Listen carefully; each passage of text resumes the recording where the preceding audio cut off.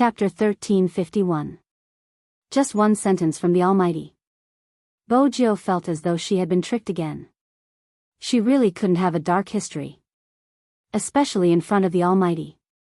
Most importantly, this Almighty was her boyfriend.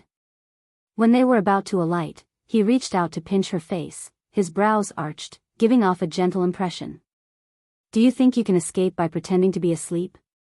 Bojo opened her eyes, but before she could speak, he wrapped her up with his jacket. It would be perfect if the Almighty didn't dig up her dark history instead of taking care of her. They weren't heading back to the Chin family's house but to her apartment. Grandfather Butler's expression darkened when he saw his young lord being carried back. But as a gentleman, he poured a cup of English black tea for his assistant. The assistant was stunned when he saw the old man in front of him. When did the Fu family hire such a butler? He thought he had a good aura, wearing a suit every day and helping Boss Chin settle all matters. If he claimed to be the second best assistant, no one would dare to do so. But this person in front of him wasn't just wearing a suit. More importantly, his clothes were spotless. Even the way he looked at his pocket watch was perfect. From the tea set to the pastry in his mouth, it was so exquisite that it shocked him. Such a beautiful thing definitely wouldn't taste good. With this thought in mind, the assistant placed a piece of pastry into his mouth casually. As a young man, he had been fed dog food for an entire day. Shouldn't he eat something to fill his stomach? How could it taste so good? The assistant's eyes widened in that instant. Looking at Grandpa Butler, who had been extremely elegant from the beginning to the end, he suddenly felt like he had lost. No wonder Boss Chin didn't bring Miss Jo back. The assistant wasn't aware of the other reason. Chin Mo knew that with Grandfather Butler's medical skills, it would definitely be good for her. Bojo was lying on the bed, accepting the Almighty's water. She was about to do something to distract the Almighty. It was better not to talk about how he had wooed her. Perhaps it was because of her dark history or the slight fever. Bojo's face was slightly red. To show that she was obedient, she sat down as if she had done something to redeem herself. She drank whatever Chin Mo fed her. Even though she didn't like to drink water usually, she drank half a cup in one go. Then, she looked at the desert god as if she was asking for praise. The desert god did not react. Bojo drank another half cup before looking up. The result was the same. "Looks like I can't escape." Bojo thought for a moment. If she didn't kiss and coax the Almighty, she would be able to get away with it. She didn't expect that before she could speak. He reached out and picked up a photo by the bedside. When he lowered his eyes, it was impossible to see any expression on his face. That picture had appeared in the castle before. Because of this photo, the cold aura emitted from the Almighty's body was still vivid in his mind. Instinctively, Bojo reached out and took the photo. She seemed to be muttering to herself and explaining, "Why is this photo here? It must be Grandpa Butler who did it." After saying that, he turned around, pulled out the drawer, and put the photo into it. Now that the Almighty had gotten rid of the hypnosis, he should be rather weak. She would tell him about the photo after he calmed down. As a domineering CEO, she had to be considerate. After Bojo put the photo away, she smiled at Chin Mo and leaned against him suavely. Chin Mo lowered his lids and looked at her casually. He fed her another mouthful of water.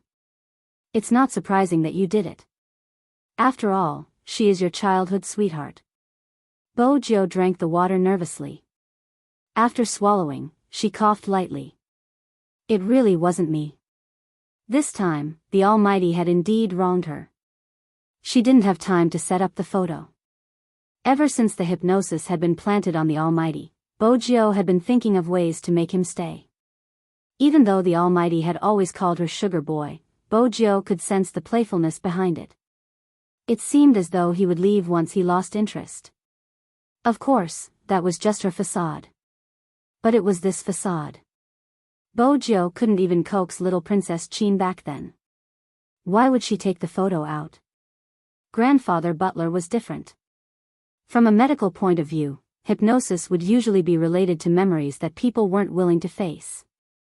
Because they weren't willing to face it, it would create a psychological weakness and seal off certain things. Hence, Grandfather Butler would try any method to evoke Chin Mo's memory. Bo Jiao understood this logic. But the Almighty's rejection of her, his childhood sweetheart, had been too obvious.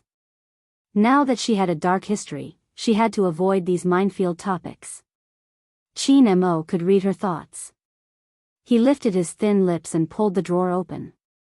Why? Do you think I'll be jealous? Why would you? Bo Jiao laughed. Aren't you going to eat it? Chin Mo replied slowly, what's there to eat? Bo Jiao. No matter how she thought about it, he didn't mean it. It was probably another trap. Bo Jiao didn't want to fall for it. She wanted to create a topic to trap the Almighty. She pushed the drawer back. Brother Mo, after what you said, I thought about it. I agree that my childhood sweetheart is a little scheming. For example, he never allowed me to play with others. Now that I think about it, he might have been jealous. I was young back then and didn't understand at all. After she was done, she waited for the Almighty to agree with her point of view. After all, according to the Almighty's personality, not only would he agree to it, he would also calmly advise her to stay away from such people and so on. But why was he so quiet? Bo Jiao watched as he peeled off the packaging, his fingers pausing. She arched a brow. She was about to eat. Why did the Almighty suddenly stop? Before she could figure it out, Chin Mo sat down. Chin Mo sat down, his thin lips slightly curved as he asked her, do you want to eat? The Almighty was tempting her with his beauty again. Bo Jiao waited for him to feed her. Unexpectedly, the man smiled, raised his hands slightly, and threw the candy that was originally meant for her into the trash can beside him. Bo Jiao, since you're having a fever, eat less sweet things. Chin Mo arched a brow. He exuded an aura of abstinence. What he said sounded very reasonable. But he had fed her a lot of candy previously. Bo Jiao didn't know how she had offended him. She sat there in confusion. He turned and covered her with the blanket. His voice was calm. I heard that the purest feelings happen when you're young. Bo Jiao knew he was trying to knock her down. In the end, it was because of that photo. She replied immediately, what do you know when you were young? Chin Mo tapped her wrist. You don't want to talk about your childhood? Bo Jiao nodded. It was mainly because you would get jealous. Chin Mo chuckled. His slender and fair hand was still tapping her wrist. He seemed to respect her opinion. He pondered over it slowly. The light landed on his chin. Let's talk about how many people you have chased and how I fell in love with you at first sight. Bo Jiao, this wasn't even as good as the previous topic.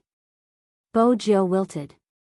She leaned her head against Chin Mo's chest, her gaze wavering. Brother Mo, my head hurts. Do you think I'll believe you? Chin Mo smirked. Bo Jiao didn't reply. Even with the Almighty's words, he reached out to caress her head, his voice gentle and soothing. It was easy for her to relax. If it wasn't for another sentence. Aren't you going to bring the photo? Bo Jiao would have remained motionless. I'm not doing it anymore. It looks good. Why aren't you doing it? Chin Mo was nonchalant. When he felt the warmth from her body, he peeled another piece of candy. It's good to reminisce about the past at the right time. Bo Jiao didn't move. You said it so generously, I almost believed you. It's in the drawer. Bo Jiao felt that this was a battle of wits and bravery. She didn't relax at all. It was time to give her the candy. Unexpectedly, he smiled again. The same thing happened. This time, he didn't throw the candy into the bin. Instead, he ate it himself. Bo Jiao, was it so hard to eat candy nowadays? Besides, he had clearly been feeding it to her. Chin Mo swept her a glance, his voice calm. Do you want to eat it? Bo Jiao replied. What if acting pitiful worked? Reality proved that acting pitiful wasn't a good thing in front of the Almighty. Chin Mo chuckled, pinching her face. Bear with it. Bojo, her awkwardness was definitely because of the photo. Bojo's mind was a little empty from the heat. She didn't think about recovering her memory. After all, Chin Mo didn't seem to have any intention of telling her. He wanted her to come back on her own. And when he found out that the scheming boy he was talking about was him, that feeling was really. Chin Mo lowered his lids, pinching her face again to see how long it would take for her to come back to her senses. Bojo didn't know why he was pinching her, but the warmth in his eyes was too strong. He treated her as though she was a treasure.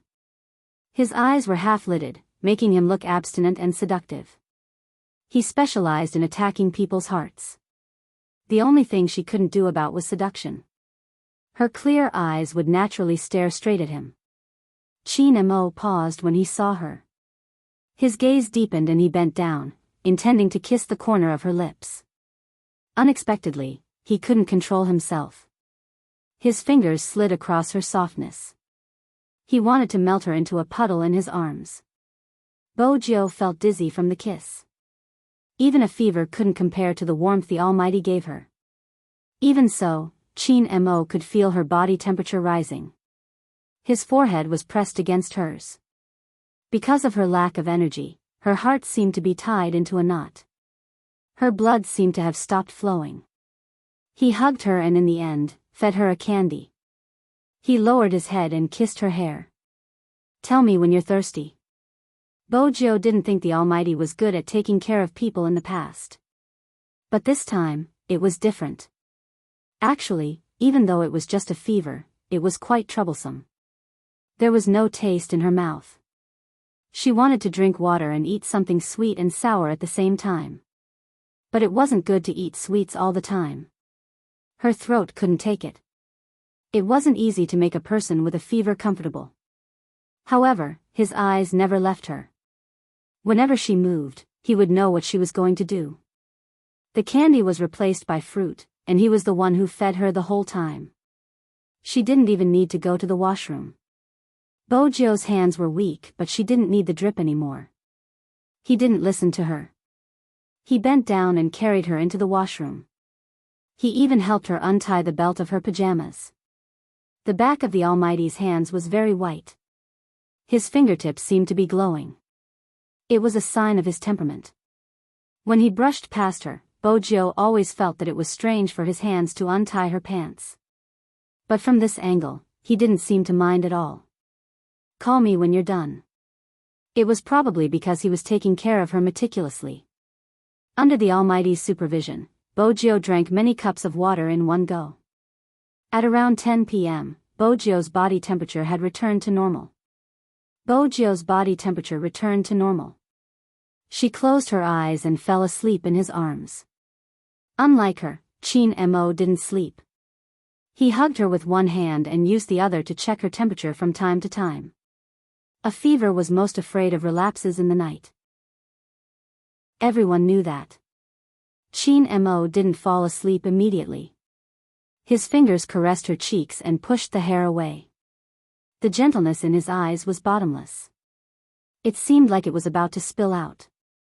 But Bojo, who was already asleep, didn't see it. Otherwise, she would have felt that the look in his eyes was very familiar. Grandpa Butler stood outside the door. He had prepared the soup and wanted to come in, but when he saw this scene, he silently closed the door and looked at the silver pocket watch. He was clear that even without him, young Lord would recover very well today. Because the best medicine was meticulous care. In this aspect, no one could compare to the young master of the Chin family. Bojo slept comfortably. She couldn't help but rub her face against the warm cotton. She didn't know it wasn't a pillow but the sleeping shirt Chin Mo was wearing. The moment she moved, Chin Mo would open his eyes and look at her to check her temperature. In the end, he couldn't take it anymore. He pinched her face. I've given you so many hints but you still haven't guessed the answer.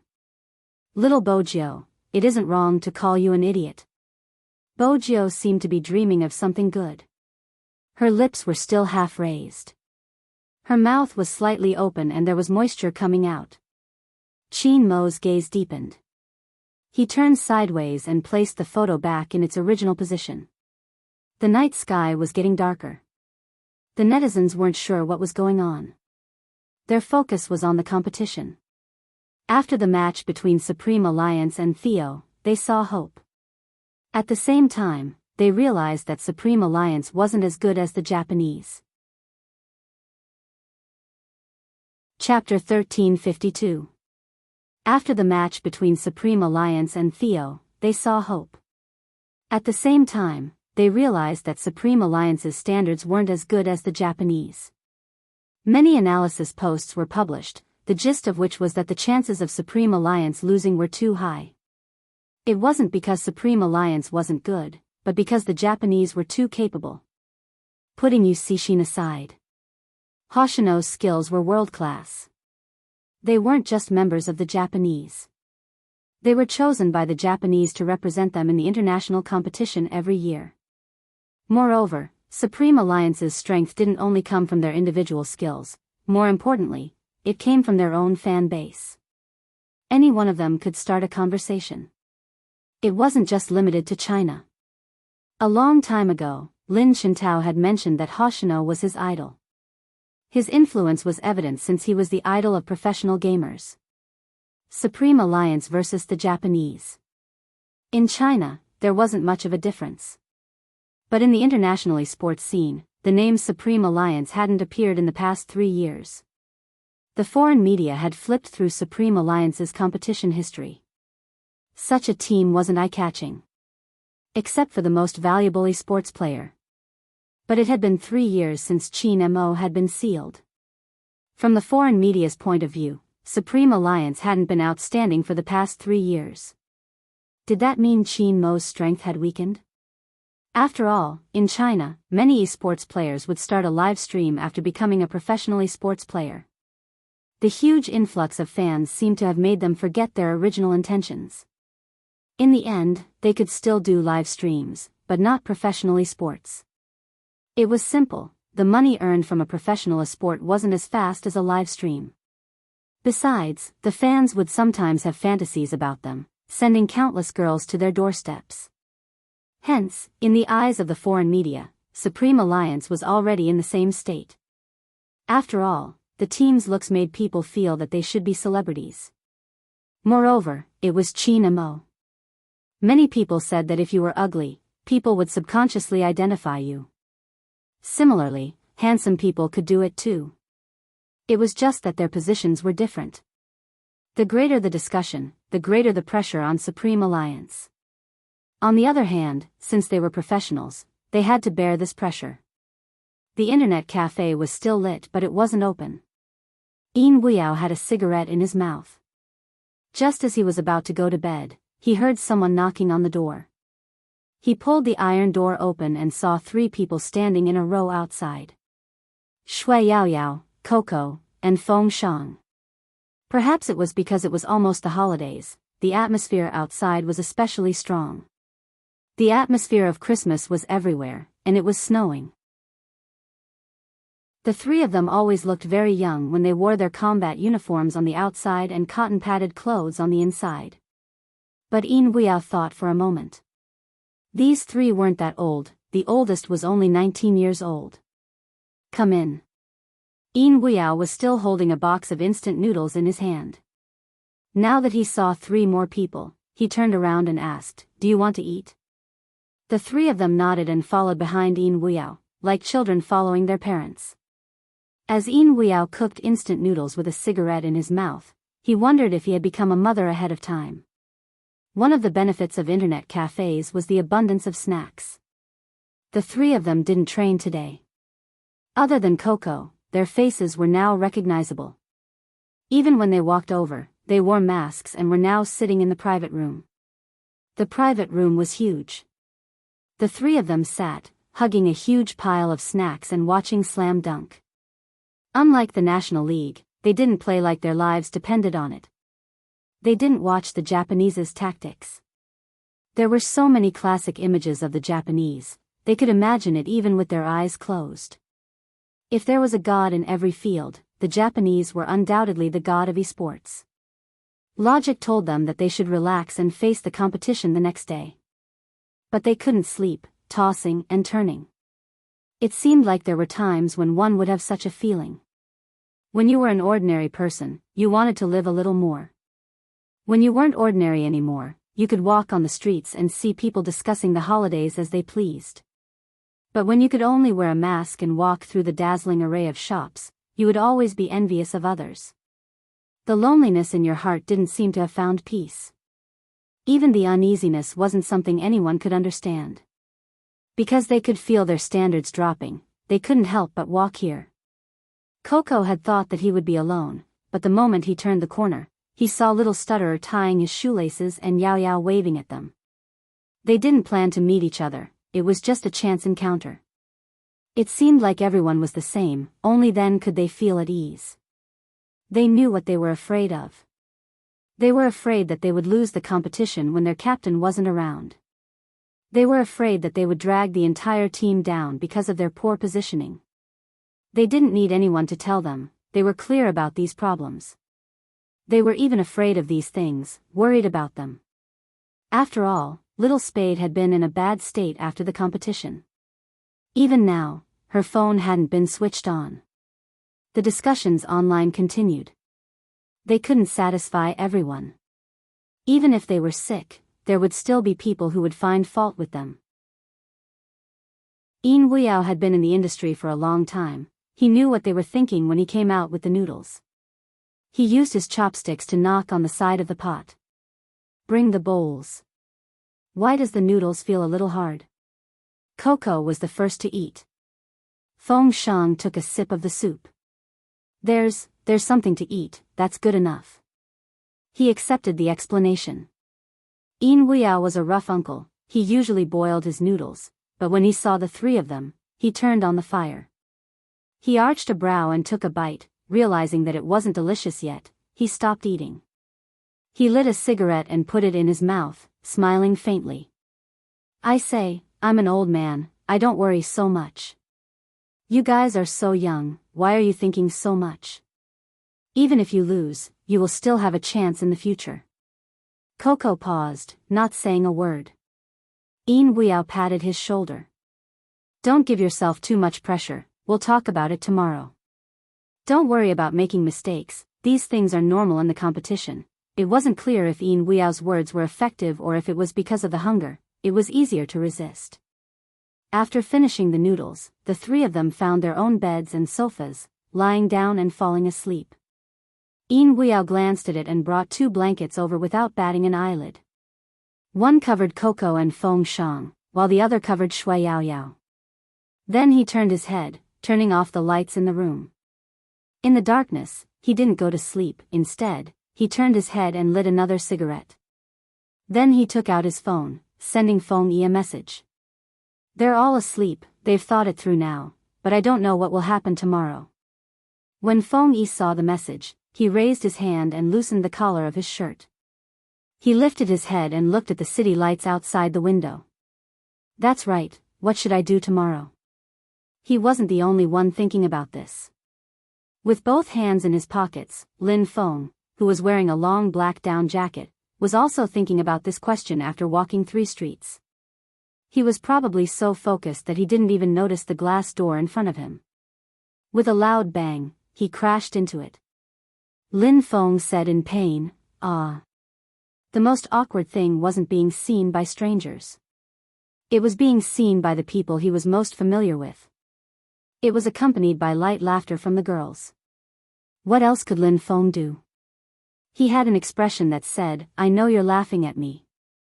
Unfortunately, he was wearing a mask, the expression couldn't be conveyed. But when he glanced sideways, he met a pair of eyes. That person didn't ask if it was painful, raising his hand, brushing aside the hair in front of his forehead, his fingertips rubbing the reddened area. He didn't need to think to know that the other party must have seen the scene just now. What are you thinking about without looking at the road? Yunhu's voice was calm. Lin Feng coughed and avoided the topic. He also avoided his hand. Why are you here? Yunhu didn't intend to hide his tracks. I followed you all the way. When Lin Feng heard this, he felt a little uncomfortable. She heard him say, "I've seen enough stupid things." Lin Feng opened his mouth, wanting to start a war. "Let's find a place to talk." Yunhu looked serious. "I'm under a lot of pressure." When Lin Feng heard this, his attitude changed instantly, placing his hand on Yunhu's shoulder. "Come, tell me what's bothering you." Ever since he was young, he had always been troubled by a lot of things. Yunhu was someone else's child. Pressure? What a joke. He had never experienced it before. Moreover, he had never experienced any major setbacks, other than the ones they had experienced together. It was all because he was obvious. On the other hand, Yunhu really couldn't see anything. When Lin Feng was young, he wanted to be a caring brother, but he never had the chance because Yunhu was outstanding. There wasn't any pressure at all. Even during the few days before and after the college entrance examination, he still ran on time. It was as though nothing could affect him. Now, it was finally Yunhu's turn to need his guidance. It was a dream come true. Lin Feng walked to the side with Yunhu, pleased with himself. Yunhu glanced sideways at the hand on his shoulder. He smiled. This guy didn't seem to realize that there was a difference between a straight and a straight person. The two of them were at the largest commercial square in Jiang City. This square was originally very fashionable. In addition to the geographical location, there were many people even at night. There were balloon sellers, guitars and some young rollerblading kids. Perhaps it was because Yunhu's height was too eye-catching. Even though both of them were wearing masks, their tall and slender figures attracted many girls. Lin Feng didn't realize that the gazes were directed at them. He brought Yunhu to sit on the long bench in the square, looking at the pile of balloons not far away. "What kind of pressure is it? Are you afraid you won't perform well tomorrow?" Yunhu replied faintly, his long legs crossed. He didn't look like he was under pressure, as though he was just finding an excuse to stay with this person. The atmosphere was especially festive. They could vaguely hear the music from the coffee shop. It was Eason Chen's voice, singing, "Christmas Knot." "I completely understand what you're thinking." Lin Feng seemed to be very experienced, sighing deeply, starting to imitate Yunhu's posture. He sat like that, relaxed, but his hands were a little cold. But this didn't affect his interest in being a caring brother. "As long as you wait for me." Yunhu spoke before he could. "I'll go buy a cup of coffee." Lin Feng agreed with this point. Being a caring brother meant drinking coffee, that would make it seem more formal. There was a coffee shop nearby. It sold quickly. But that wasn't the main point. The main point was that after Yunhu brought 2 cups of hot coffee out, Lin Feng sat on the long bench, watching the heat in his hands. When he reached out to take it, he heard a sentence from the side. "Look at how good my boyfriend is. He's a guy, he knows it's cold, he's buying a cup of coffee, but you don't know how to buy it for me." Lin Feng, boyfriend, a guy, buying coffee for him, one could imagine what his expression was like. Yunhu was very natural. "Help me." "Oh." Lin Feng thought to himself, the girl who just walked over was definitely a fujoshi. A fujoshi would look at anyone, but this had nothing to do with him. Unexpectedly, before he could take the coffee, another voice floated over. "How oppressive. It's fine if you wear couple outfits out, but you're actually sitting outside drinking coffee." "Wearing couple outfits?" Lin Feng tilted his head, glancing at the long black down jacket on Yunhu. "Girl, down jackets for boys are all the same. Take a closer look, there is a difference. How can this be a couple outfit?" Awkward. Even the naive Lin Feng felt awkward. It showed how many people were watching. He couldn't drink this coffee no matter what. After all, he had to remove his mask to drink coffee. If he and Yunhu removed their masks, by then, who knew what kind of topic it would bring? Hence, Lin Feng didn't think much. He stood up with the steaming hot coffee between them. "Let's go, we'll talk when we get back." That was his original plan, but who knew that he might have stood up too abruptly. The cup of coffee in his hand slanted to the side, scalding him and throwing it out. Lin Feng wasn't the only one who didn't expect this. Even Yun who hadn't expected it. There were coffee stains on his pants. Because he was usually too neat, he seemed slightly disheveled. From that angle, it seemed as though Lin Feng was worried about what others would think. He wanted to reject Yun Hu's coffee but didn't know how to. A sense of alienation suddenly burst forth. Chapter 1353. Lin Feng sensed it too. He opened his mouth, wanting to explain. I'm not, Yun Hu interrupted him as though he didn't care. I know. Lin Feng watched the back view in front of him. Do you want to wipe your pants first? I'll wash it when I get home. Yun Hu held onto the coffee cup, his eyes half-lidded, seemingly nonchalant. Lin Feng felt that his brain wasn't working properly. He could indeed wash it when he got home. I'll call a cab. Lin Feng wanted to make it up to him but he didn't expect that there wouldn't be any cabs nearby, probably due to the festival. The taxi queues in front of the commercial plaza were also in short supply. Yun Hu stood there and could clearly see the steam rising from the coffee cup. He tilted his head to look at the person beside him who was still tapping on his phone.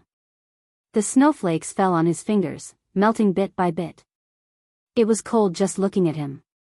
Yun Hu paused, taking a step forward, passing the coffee cup in his hand over. It'll be quick, Lin Feng didn't understand. What did he mean? But this time, he held it firmly, not spilling it out. Yun Hu took out his phone. I'll call a cab, hold the cup, it can warm your hands. It was too polite to thank him. Lin Feng could only take the cup, using the moment he removed his mask to secretly take a sip. Unexpectedly, there was another voice coming from the other side. Two people drinking from the same cup, it's an indirect kiss. Little Show just doesn't seem to agree but he actually likes it. How awkward, the cute zero is. Lin Feng almost spat out his coffee. Cute? Zero? Him? F***ck, girl, take a closer look at my face. Even if I'm gay, I should be a 1. Okay. Lin Feng told himself to calm down. Removing his mask would definitely expose his identity. Yun Hu swept him a glance. What's wrong? Nothing. Sometimes, Lin Feng envied people with poor hearing. Yun Hu kept his phone, his long fingers moving. There's no car, let's go another round. Sure, let's go. Lin Feng didn't know that there wasn't a car up there, but Yun Hu didn't call for them, hoping that they could stay like this for a while longer. After all, it was a festival. It was a festival that only couples would celebrate together. Lin Feng didn't think much of it. After all, it would be better if he didn't sit on the bench. Moreover, he wouldn't be able to sleep if he went home now. This time, compared to before, it was much more ordinary. There was music floating in the square, and many people were taking pictures with peach hearts that were emitting light. During such festivals, the square would always have many shaped lights. Just looking at it made people feel like they were full of young girls. Lin Feng didn't really understand what a girl's heart was. However, seeing so many girls taking photos, for a straight man like him, it was also a beautiful scenery. If it wasn't for Yun Hu's sudden question, do you care a lot about people calling you zero? Nonsense, I'm just. Lin Feng paused for a moment. So this guy had heard him. Yun Hu stuffed his hands into his pockets. It's not your problem. Anyone who is with me will be the one down there.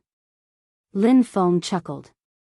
Brother, your ability to boast has improved a lot. Yun Hu leaned forward. Isn't it? Lin Feng looked at the pair of eyes that were suddenly so close to him. For some reason, his heart tightened. He tilted his head. You can talk if you want, but you're so close. You're scaring me. Even this can scare you. Yun Hu straightened and spoke slowly. When did you become so timid? Or are you worried about other people's words? You should indeed maintain a distance from me in the future. Let's go, the car is here. When Lin Feng heard that, he felt that he couldn't explain himself. Very quickly, Yunhu raised his arm and placed it on his shoulder. He hugged his neck like a good brother. I'm joking. Let's go, the car is really here. Just like that, Lin Feng allowed Yunhu to mess around. He didn't have the mood to think about how to win against the Japanese tomorrow. His mind was filled with thoughts. Was there really something wrong with his way of doing things? Did he make Yunhu think that he would mind his sexual orientation? Hence, when Lin Feng reached home, he kept trying to make himself look warmer. Yunhu saw it in his eyes. To deal with this guy, he had to be harsh with his words. He threw the pants into the washing machine. When he turned, he could see his face. Yunhu originally thought that after today's incident, he would definitely stay and sleep with him to show that he was still close to him. Who knew that it would be different from before? When he saw him walk out, he placed the cup in his hand down. It's getting late. Sleep early. You don't have to be so stressed. You played so well, I should be the one feeling stressed. Alright, I'm going to sleep. Lin Feng stretched as he spoke. See you tomorrow. You. Yunhu almost blurted out. Were you sleeping here? When he saw Lin Feng looking at him in confusion, he changed his tone. Remember to pick up everything. Don't forget the wrist guard. I know. Lin Feng waved his hand as he walked out. When the door closed, Yunhu could still hear his mother's voice. Yunhu could vaguely hear his mother's voice. Isn't little Feng sleeping here today? No, it's not convenient. Tomorrow, the voice at the back couldn't be heard clearly. It was probably because he had reached the entrance. Yunhu looked at his reflection in the floor-to-ceiling window. He wore the same down jacket. Even passers-by noticed it. In his eyes, it was just an imagination. This guy's nerves were getting thicker and thicker. But there were still changes. They were very subtle. So subtle that he didn't want to think about it. It wasn't convenient for him to stay the night. What exactly was he thinking? Yunhu leaned his head against the window. Outside, the lights were bright and dazzling. It seemed that with that person around, the pressure would be greatly reduced. The Japanese were indeed too strong. They were so strong that he was worried that that person would return to his state after the competition. Even if it wasn't his fault, he would habitually look for the reason on himself. That thick-skinned person wasn't slow at all in certain aspects. Time trickled by slowly. The sky started to brighten from the east. In the largest building in Jiang City, the staff had already started to enter the arena. Their busy schedule showed how much importance the country and abroad placed on the finals. An hour later, the foreign media translator arrived. His aura was strong and attracted many people's attention. The Chinese side had been guessing what could have attracted so many foreign media from so many places. They wanted to interview them. The media was good with their words. Of course, they wouldn't express that they didn't care about Supreme Alliance. They just smiled. Everyone knows the Japanese's ability. Their competition will definitely be exciting. I believe the others are here for the same reason. It sounded tactful, but upon closer inspection, it couldn't be more direct. They hadn't mentioned Supreme Alliance throughout. They would only speak when asked. Supreme Alliance, I haven't seen their competition, but since they are representing China, they should be great. It was a perfunctory response from adults. It was obvious from their expressions that they hadn't even heard of Supreme Alliance. Of course, some of the media had done some research before, but that was all. There weren't many who were interested in Supreme Alliance. When they were asked, which team do you think will win? They laughed. I think the answer is obvious. Anyone who can compete with Hoshino and Yusishin will learn a lot from this competition. Perhaps Supreme Alliance is strong, but these two international players are hard to surpass. With them, the Japanese will definitely win. The words weren't pleasant to hear. But it was undeniable that they were objective. Hoshino and Yusishin, these two names were sought after by many esports fans regardless of their nationality. They were idols for many people. Hence, it would be difficult for Supreme Alliance to win. After all, the competition between Xiangnan and the Japanese was still fresh in their minds. That year, Yu Cixin hadn't even participated in the Asian Cup. Just Hoshino alone was enough to defeat the Xiangnan team. During the National League, Supreme Alliance and Xiangnan had been evenly matched. It had been difficult for them to even win. With such a comparison, the difference was obvious. Moreover, Supreme Alliance was lacking Qin Mo. The netizens were also complaining. It seemed like some people were indeed like that. Whenever there was a domestic competition with an overseas team, they would always feel that the overseas team was better. There were also some who didn't know anything and started scolding. For example, "Don't come to our competition if you are so capable." Some even said, "If Supreme Alliance doesn't win, it will be a disgrace to the Chinese." It was easy to say, but these people didn't seem to consider that no one had the responsibility to win. Fortunately, all the players had disconnected from the internet. When she picked up her phone, it wasn't because she didn't want to look but because she knew it would only worsen her mood. Indeed, there were many supporters. There were many heartwarming words too. But with the competition ahead, there was a formless pressure. Hence, even though she had been burning for an entire night, there was still a string called time hanging in her heart. She opened her eyes before it was 8 p.m. Once she realized where she was, she glanced up and saw the handsome face inches away from her. It was probably because he had to take care of her last night that he didn't even take off his jacket. His black trench coat was half open, and the fur around the collar was stuck to the pillow. Her face was right on his chest, and she could see the sunlight shining on the bridge of his nose.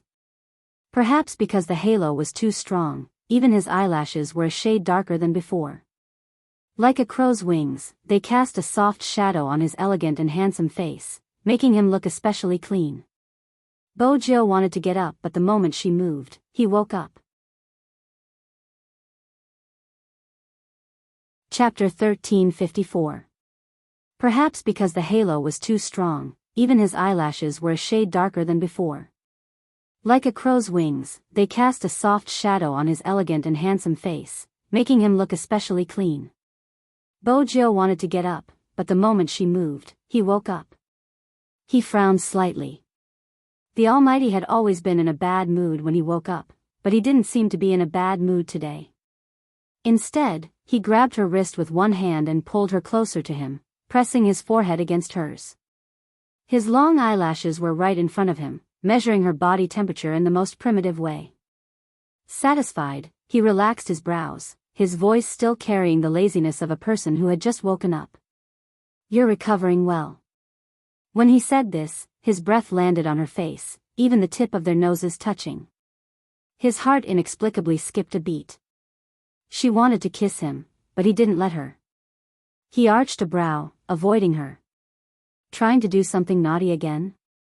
A good morning kiss. Bojo replied innocently. Qin Mo smiled. "I don't need it." Bojo. Was dating the Almighty so unromantic? Indeed, it wasn't romantic at all. The moment she opened her eyes, he brought her a cup of medicine. Bojo didn't like medicine, so she poured half of it. The awkward thing was that the Almighty, who had just finished washing up, caught her in the act.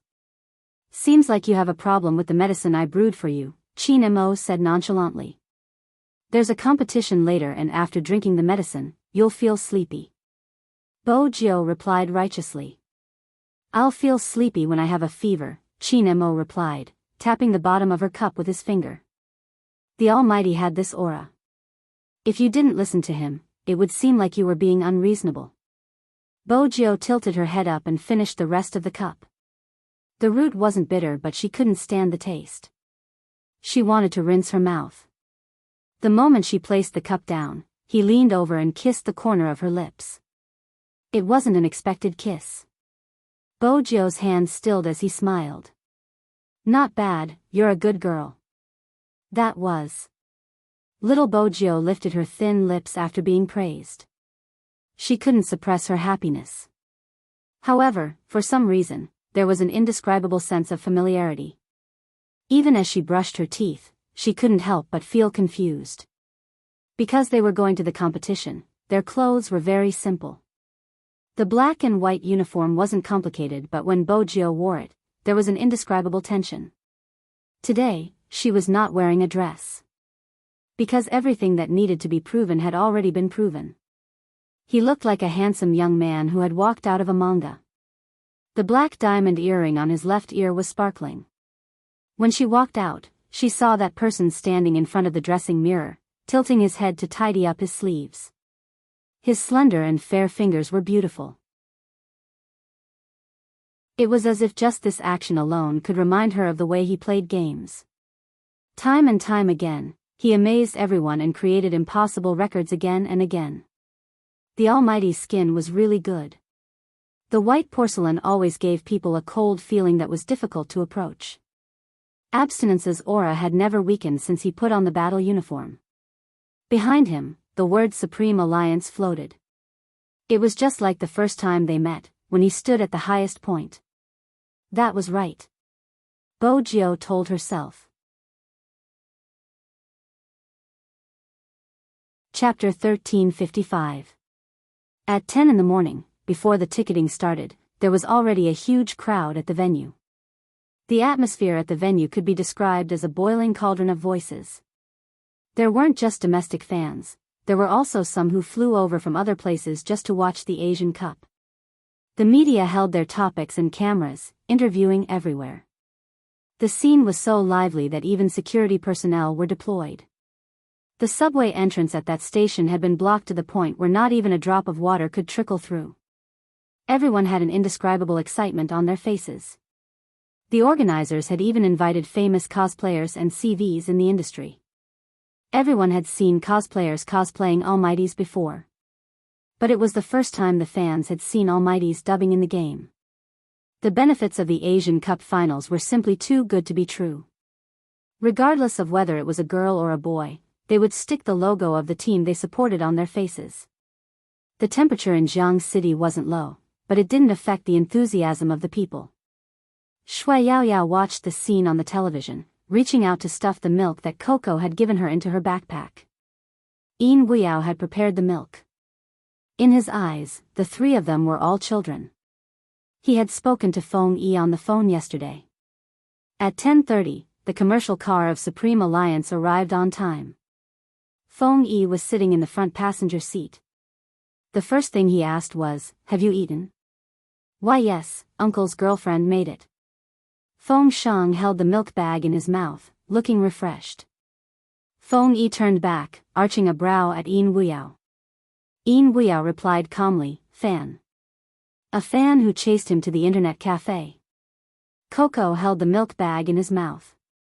"She's quite cute and good at cooking, but I feel like she only likes Uncle. I'm so handsome but she hasn't seen me before." Feng Yi smiled. "Did you give her a ticket?" Since he had given the team a meal, he had to at least give her a ticket. Yin Wuyao replied, "She doesn't understand the game." A fan who doesn't understand the game. Feng Yi wasn't trying to dig deeper, he was just trying to lighten the mood before the competition. Shui Yaoyao spoke up. "She said she's a fan of Uncle's looks." "Yes. That's why I can't accept it." Coco pointed to himself. "Look at my face and then at Uncle, I should be the one chosen." Feng Shang stammered, That's your self-perception. There's a problem." Feng Yi relaxed a little as he listened to the bickering in the car. At least everyone was in a good state. That was more important than anything else. At 12:30 p.m., the tickets were officially checked in. The length of the queue was astonishing. Tickets could be checked on both floors, but even so, the staff were so busy that they didn't even have time to drink water. After entering, they took their seats according to their seat numbers. In order to avoid chaos, the ticketing area had already been divided according to the ticket numbers. 1 million people were present at the same time. It was an unprecedented grand occasion. The crew was not in position yet. However, this did not affect the live broadcast of some media on the platform. Anything that happened at the scene could become a hot topic on a certain blog. The esports channel of a certain live streaming app even did a big follow-up report. The host was a streamer with a huge following. The competition is about to start. The Asian Cup is held every year, but this year's competition is especially popular. Almighty C, have you guessed the reason? Firstly, this year's Asian Cup is being held in our country. Many esports fans in our country are looking forward to it. After all, in the past, they had to travel to other countries to watch competitions, and even the itinerary was inconvenient. Now that the Asian Cup is being held at home, the feeling and attention will definitely be different. Many of my friends from my hometown have asked me to help them find 2 tickets. Those who have played Hero would more or less want to see the almighties that they have admired over the years. This is inseparable from their emotions. Moreover, the team representing China this year isn't Xiangnan, but Supreme Alliance.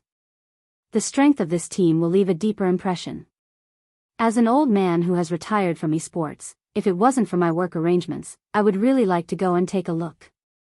Ah. The host seemed to have noticed something, his finger pointing at the screen. Speaking of Xiangnan, they seem to be there as well. That's normal since the competition is worth watching. The host asked, from what Almighty C said, you seem to have a good opinion of Supreme Alliance. I'm not sure if you saw the interview this morning, but someone said that it would be extremely difficult for Supreme Alliance to win this competition. Indeed, it will be difficult. Hence, Supreme Alliance will need to go all out. If not, they might be suppressed by the Japanese. Oh. Why do you say that? Is it because Chin Mo isn't around? The host was interested to hear the analysis from the audience. You'll understand when you watch the competition. Facing the Japanese is a very stressful task. The strength of the Japanese lies in the fact that every one of their players is outstanding. Even their trainees are comparable to some of our professional players. I'm not saying this to belittle our country or anything. Everyone knows the current situation. In terms of esports, they seem to have a natural advantage. With Yu Cixin and Hoshino blocking their path, no team can think calmly against them. Any strategy will be useless against the Japanese. Everyone who plays games knows how strong Hoshino's prediction skills are. Even though he isn't the captain of the Japanese, he is hailed as the god of prediction. Yu Cixin doesn't need to be mentioned, he is able to accurately predict a person's movements and habits after watching them play once. Only in an esports competition will you be able to see how terrifying he is. The host was taken aback. Almighty C, are you saying that even if Chin Mo is here, the chances of Supreme Alliance losing are high? No, that's not what I meant. It depends on how Supreme Alliance adjusts their mental state. They are facing the gods in the eyes of many professional esports players. More or less, some people entered the industry because of their competition videos. Both Hoshino and Yu Cixin would have a mental breakdown if they met the two of them. Next, let's talk about Chin Mo. It's still uncertain if he's participating since we didn't see him in the previous match. From the news online, he should have lost his memory. Even if he's here, he won't be as good as he used to be. That's the most worrying thing. Almighty C's analysis seems to be the case. The host paused before shouting in delight, they are here. Supreme Alliance's car is here. Everyone turned towards the screen when they heard her voice. An expensive commercial car drove in. Everyone knew Supreme Alliance wasn't lacking in money, hence, the players were equipped with the best equipment in the industry, including the team car. When they saw the car driving in, the media surrounded it. Feng Yi was the first to come down. He was still dressed in a suit, a smile on his face. He raised his hands and stopped the media. One by one, the members of the team jumped out of the car and were escorted into the elevator by the security personnel. Even though they were separated by a screen, it was as if they could feel the tense and fiery atmosphere. The host shook his head in pity. As everyone can see, this is indeed Supreme Alliance's car. Almighty Chin isn't in the team. I'm afraid it's just as Almighty C said, Supreme Alliance will likely be suppressed by the Japanese in this match. Chin Mo didn't appear, which made the fans' hearts rise again. In reality, the most listless ones were the team members. Lin Feng was usually a chatterbox, but today, he didn't say a word. He had a down jacket over his uniform and his hat was buttoned up. Honestly, he wasn't pretending to be deep, but there were too many people. It was quieter and the atmosphere wasn't right. But at this stage, Feng Yi didn't know what to say. Young Master Coco knew everyone had their own thoughts. Hence, even though he was depressed, he didn't show it. However, it was still different from before. From the entrance to the lounge, no one spoke a word during the long journey. Feng Yi knew that if he tried to stir up the atmosphere, they would definitely cooperate. But their hearts were heavy. This was similar to the year when they lost the competition and lost the chance to advance. No one wanted to speak. They were filled with sadness, disappointment, indignation, self-blame, and a series of other emotions. Perhaps it was too quiet, so Lin Feng asked, "Which lounge are we in?" "The one in front," Feng Yi replied. "Oh." Lin Feng replied. He was the first to reach it, removing his jacket as he pushed the door open. However, when Lin Feng pushed open the door, he was stunned. Even his movements froze. He wasn't hallucinating, right? Captain. Lin Feng started to suspect that he was hallucinating. But Changxing stood there with his sleeves rolled up. He was wearing a battle uniform, but he gave off an aura of abstinence. The only one who could wear a large uniform was the captain. "Why are you standing at the entrance?" As Coco spoke, he tried to push him away. Unexpectedly, after he pushed him away, he successfully became dumbfounded. But Coco wasn't the type to let his imagination run wild. He shouted for Captain while pouncing towards Qin Mo. Bojio reached out to push him away, a smile on her face. "Coco, even if you are a guy, please maintain a suitable distance from my boyfriend. Don't pounce on him so easily." Of course, she was the only one who could pounce on the Almighty. After Coco was pushed away, he wasn't upset. Instead, he smiled happily, showing his two canine teeth. "I knew Little Spade was the best. You are handsome and reliable. Bringing Captain back is a small matter, how could it be difficult for you? It's good that you understand. You don't have to say it out loud even though I like it." This was the reply of someone who had never known humility. Shui Yao Yao and Yin Wuyao, who were still standing at the entrance, couldn't help but laugh. Rao Rong's eyes lit up. He turned towards Qin Mo. Even if he had lost his memory, he should be the one to end the match. Lin Feng paused for a moment before bursting into laughter. His first reaction was to hug Little Spade's neck and caress her head. Of course. This idea, he was just thinking about it. Because just as he raised his hand, preparing to place it on Little Spade's shoulder, the captain's emotionless gaze landed on his face, giving off a strong sense of oppression. Lin Feng's scalp went numb. He immediately retracted his hand. "Just pretend that nothing had happened. It's good that you're here." Feng Yi walked in.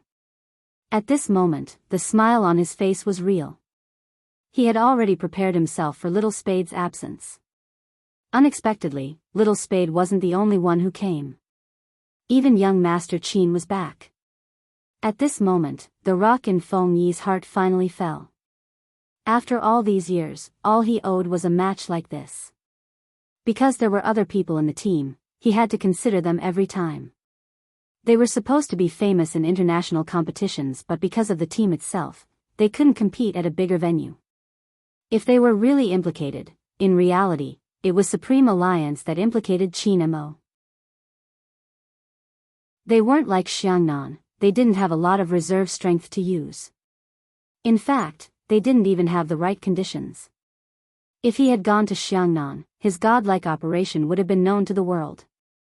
Supreme Alliance was too new and they couldn't find good players. As a result, there weren't many people who could match up with Qin Mo. He was the MVP in every match, be it against the wind or with the wind. But in the end, Supreme Alliance didn't even have the qualifications to leave the fortress. This was the portrayal of Supreme Alliance in the past. As for those with the highest points, because their teams didn't advance, they all disappeared. Even so, when all the big teams came to poach him, he didn't leave. From an assassin who came and went without a trace, he became a team control who stood under the tower. These were all sacrifices he made for Supreme Alliance. Fortunately, it was different this year. Once again, Feng Yi was thankful for Little Spade's existence. She didn't just find young Master Qin, but also the game, perhaps others couldn't tell. He knew the sacrifices Qin Mo made and understood the best. After Little Spade appeared, he was really happy when he played the game again. Because he didn't have to worry about anything, he could use the character he was best at to compete. It was just like the first time he met him. Feng Yi believed that even without his memories, he could still amaze the audience. Lin Feng didn't think too much, he just wanted to ask one thing. Little Spade, are you okay? He left in that state yesterday and couldn't be contacted. Of course he was worried. He hadn't expected to be fed dog food. My body? I'm fine. I had a fever last night and Brother Mo took care of me the whole night, using his forehead to test my temperature. I don't think you can enjoy such gentleness. Chapter 1356. F***CK. Why did he have to ask such a question? Lin Feng's lips twitched. He didn't feel like speaking anymore. It had been because of his sadness previously, but now, it was because of his pain. In the future, she would capture all the people who flaunted their affection in the game and confiscate their assets. Bo Jiu didn't think so. When she had been in the military, she hadn't even had anyone to flaunt their affection for. Now that she finally had someone, she had to talk to her best friend, Lin Feng. Lin Feng asked, "Wait a minute, what did you say I was? Best friend? What?" Bo Jiu arched a brow. Lin Feng's face was fierce. "I'm a man and you want me to be your best friend? Yao Yao is your best friend. Go talk to Yao Yao. It's not the same." Bo Jiu replied slowly, "It's fun to talk to you. Doesn't your Zero like it?" Another critical hit after the previous night. Zero. Zero? Him? F***CK. Is there a Zero like me? Little Spade, tell me, are you looking for a fight? That had been the Supreme Alliance's state in the past. But Lin Feng realized that a certain someone's skin was getting thicker by the day. How dare she call him a Zero, that was intolerable. "Come, let's fight." Bo Jiu smiled, reaching out to pull him over. Her face was devilishly handsome. "Anyway, I have the Almighty to help me. You can find someone to help you if you can." Lin Feng choked, grabbing his hair. "After all this, you still want to flaunt your affection. Why should I fall for your tricks? Why?" He didn't expect his captain to care about Little Spade anymore. From the look in his eyes, it was clear that he approved of it. Moreover, his captain didn't remember them. Seriously, Lin Feng sat down, asking his teammates, "Can you guys tolerate it?" Little Flower Lin. Coco caressed his chin, his gaze deep. "I feel that being abused has something to do with one's face.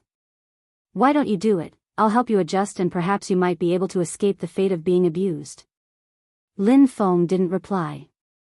Basically, he had lost all hope in life, giving him a whatever expression. Coco waved the pen in his hand, a mischievous glint in his eyes. As he drew, he said, "My fan gave me this, the effect is really good." "Really?" "It's true." F***CK, Coco, what did you draw for me? "One, didn't you emphasize that you are one?" Lin Feng wanted to wipe it off, but he realized that it really couldn't be wiped off. Yunhu reached out to stop him. "It looks good." The person in the mirror had a 1 drawn on the side of his face, at the corner of his eyes, making him look much younger. The atmosphere in the lounge was so relaxed that no matter what they were going to face next, they had nothing to fear. Rao Rong stood at the side, watching the scene with a slight smile. Suddenly, Lin Chintao's voice rang out. It's great that Supreme Alliance has such an atmosphere. Rao Rong tilted his head, looking at the person who was muttering to himself. He reached out and placed his hand on his naturally curled hair. You are now a member of Supreme Alliance. Hearing this, Lin Shintao paused for a moment before smiling brightly. Yeah, me too. The members of the pro teams knew that other than Xiangnan, the atmosphere before the match wouldn't be like this. In the past, the investors would shove people into the team in order to raise their popularity. They could have won the competition, but because of this, they would be exhausted. Supreme Alliance was different. It felt as though their dreams weren't just dreams anymore. He wanted to prove himself in the profession he loved. At the very least, he wanted his parents to know. He wasn't any worse than those who worked. His profession could also be respected by others. Perhaps, he could understand why Almighty Ian had joined this team after his retirement. Because here, he had found the drive he had when he had first entered the industry. He wanted to wear the national flag with his teammates and stand on the champion's seat. That day had finally come. There wasn't a single person present who didn't think so. In the past year, they had been chased after, liked, spread rumors, tarnished beyond recognition, becoming a memory etched in many people's minds. Their abilities would be revealed in today's competition. Perhaps because the atmosphere was too harmonious, Qin Mo didn't seem to have any intentions of mentioning it. Hence, apart from Bojiu, no one in the team knew that Qin Mo had recovered his memory, much less the shoutcasters. 1:45 p.m. There were 15 minutes left before the competition officially started. At the scene, every staff member in charge of broadcasting was checking the equipment in their hands in order to avoid any problems during the live broadcast. The three hosts, 2 men and 1 woman, stood on the stage, facing the script. Time trickled by. Therefore, the esports fans who came to watch the competition were already seated. The audience outside had been cleared. 10 minutes ago, the ticketing could no longer be checked. The atmosphere was unimaginable. 1:55 p.m. The various online gaming channels were flooded with red. After the stage control and director checked their watches, they gestured to the backstage. Voices rang out from the resting rooms of both teams. Although the language was different, the meaning was similar. He reminded all the teams that there were less than 5 minutes left before the start of the match, and asked all the teams to get into position. When the voice rang out, Lin Feng was still pointing at the number 1 on his face, asking Yun Hu if he should attack. After hearing this broadcast, everyone's expression changed in an instant. It was replaced with unprecedented seriousness. That's right, seriousness. Even Feng Shang seemed to have grown up, his features clear and distinct. Yin Weiyao paused in the act of lighting his cigarette. Rao Rong put on the wrist guard on his right hand. Bojiu stuffed a hand into her pocket, the corners of her lips curved upwards, clearly showing off. Just like her most commonly used hero, the devilish handsomeness that swept away everything. Qin Mo reached out to close the cabinet, turning around. His voice was calm, but it seemed to be able to shake the entire venue. Are you ready? Lin Feng's eyes were filled with shock. It was too familiar. This was the question their captain would ask them every time they went on stage. But that wasn't the end. He held on to his uniform with one hand, the other reaching out, his palm clenched into a fist. His gaze was deep, as though it could reflect everything that had happened over the years. The first time he had represented Supreme Alliance in battle. He had come this far from being a newbie. The year he had lost, he had leaned against the wall, not saying a word. Did he remember all of that? Lin Feng's eyes reddened, stretching his hand out. It was impossible for the others not to understand something that even he understood. Everyone clenched their fists together. Supreme Alliance. Chapter 1357. Swoosh. The screen opened. The director signaled for the last time. The 3 presenters glanced towards the camera. 1:58 p.m. The final countdown to the online video. Words streaked across the screen, words written by countless fans for Supreme Alliance. Some said that this group of people had all the craziness of their youth. The black coffee they had shared with their brothers. The instant noodles they had eaten together. The unforgettable first love. Even more so, the best appearance of our youth. 2018 Esports Asian Cup. There was a loud bang. Flames surged. The appearance of the presenter signified the start of the competition. Hello everyone, we meet again. I believe everyone is anxious, we are just like you, not knowing what kind of exciting competition we will be watching. Let me reiterate, this is the finals of the 2018 Esports Asian Cup. Don't change the channel, the players you want to see will be appearing soon. Come, let's start the countdown. 10, 9, 8, 7, 6, 1, 0. Let's welcome the first team, the Japanese. Swoosh. All the lights were focused on a single point.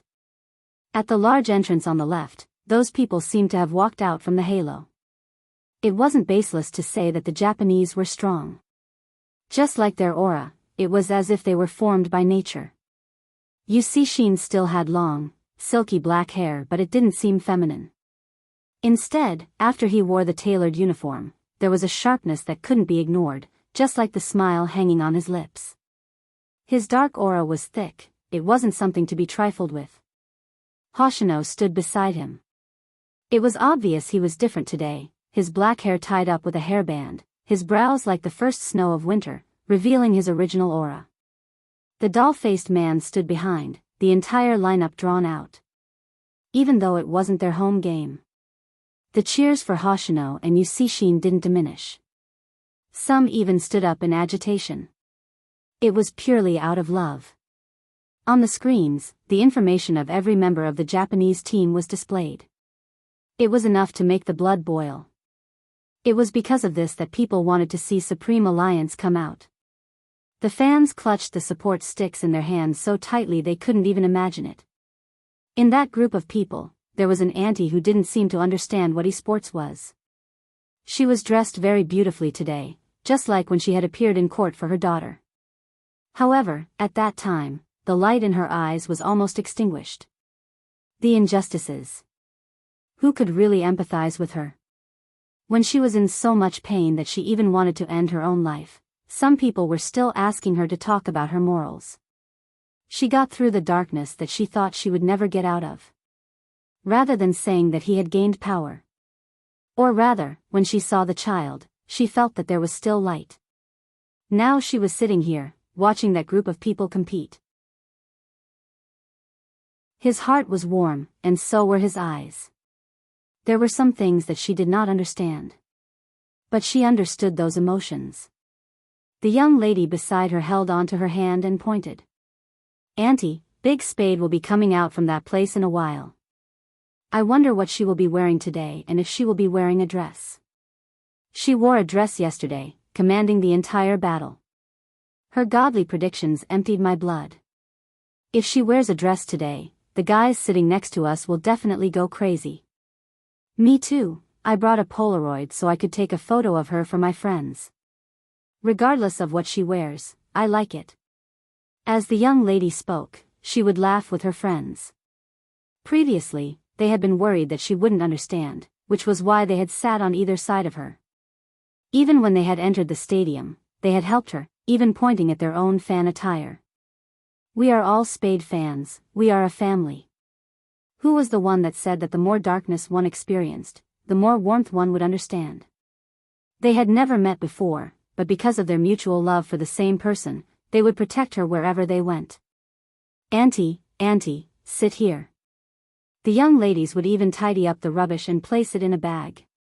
Those small actions were enough to see through a person's heart. It seemed like all the ladies that liked that child were like that. With that thought, she smiled. That should be the case, after all, they were that child's fans. Alright, almighties from the Japanese, we are done with the introductions.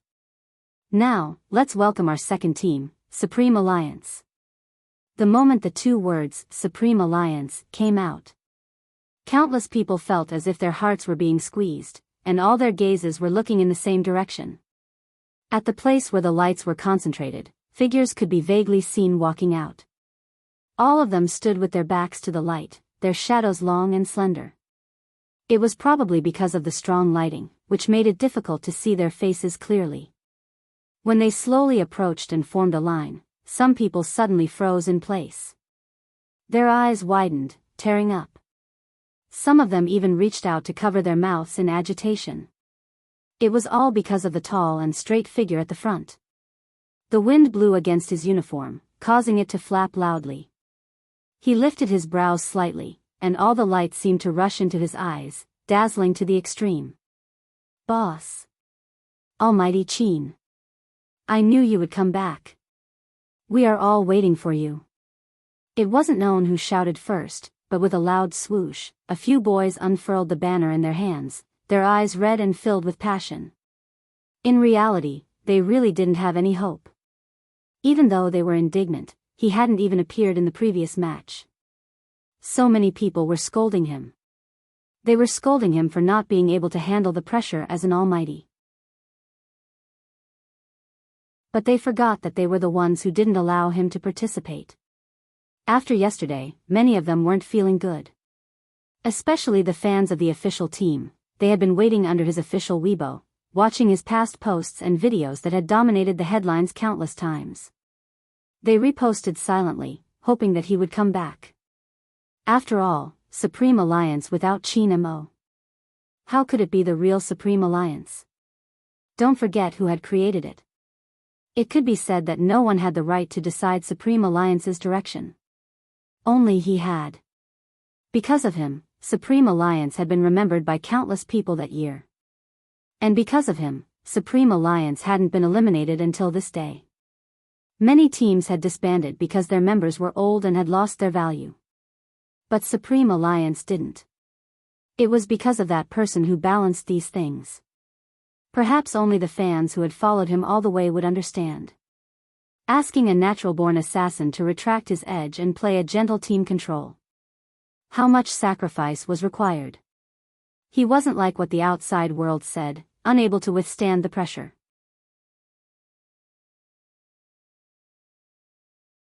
Chapter 1358. Qin Mo's appearance was an unexpected surprise.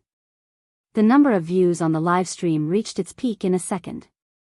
It wasn't just the fans who hadn't expected this. Even the reporters were caught off guard. They had no choice but to change their thoughts and turn their cameras to Supreme Alliance.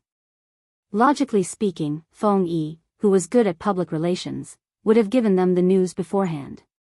But this time, not to mention news, not even the slightest rumor was released. Hence, the people in the industry were guessing that something must have happened to Qin Mo and he wouldn't be able to participate. They hadn't expected him to appear just like that. After a moment of shock, the main director gestured to the backstage. The effect of the spotlight was magnified by 1-fold. 8 screens, every single one of them showing Supreme Alliance's appearance. Behind Qin Mo stood a total of 10 players, each face familiar to everyone. Feng Shang, Coco, Lin Chentao, Rao Rong, Yin Wuyao, Lin Feng, Yunhu, Shui Yaoyao and the youngster with silver hair. She looked like she was appearing in an esports arena for the first time, so clean and warm that it made every girl's heart race.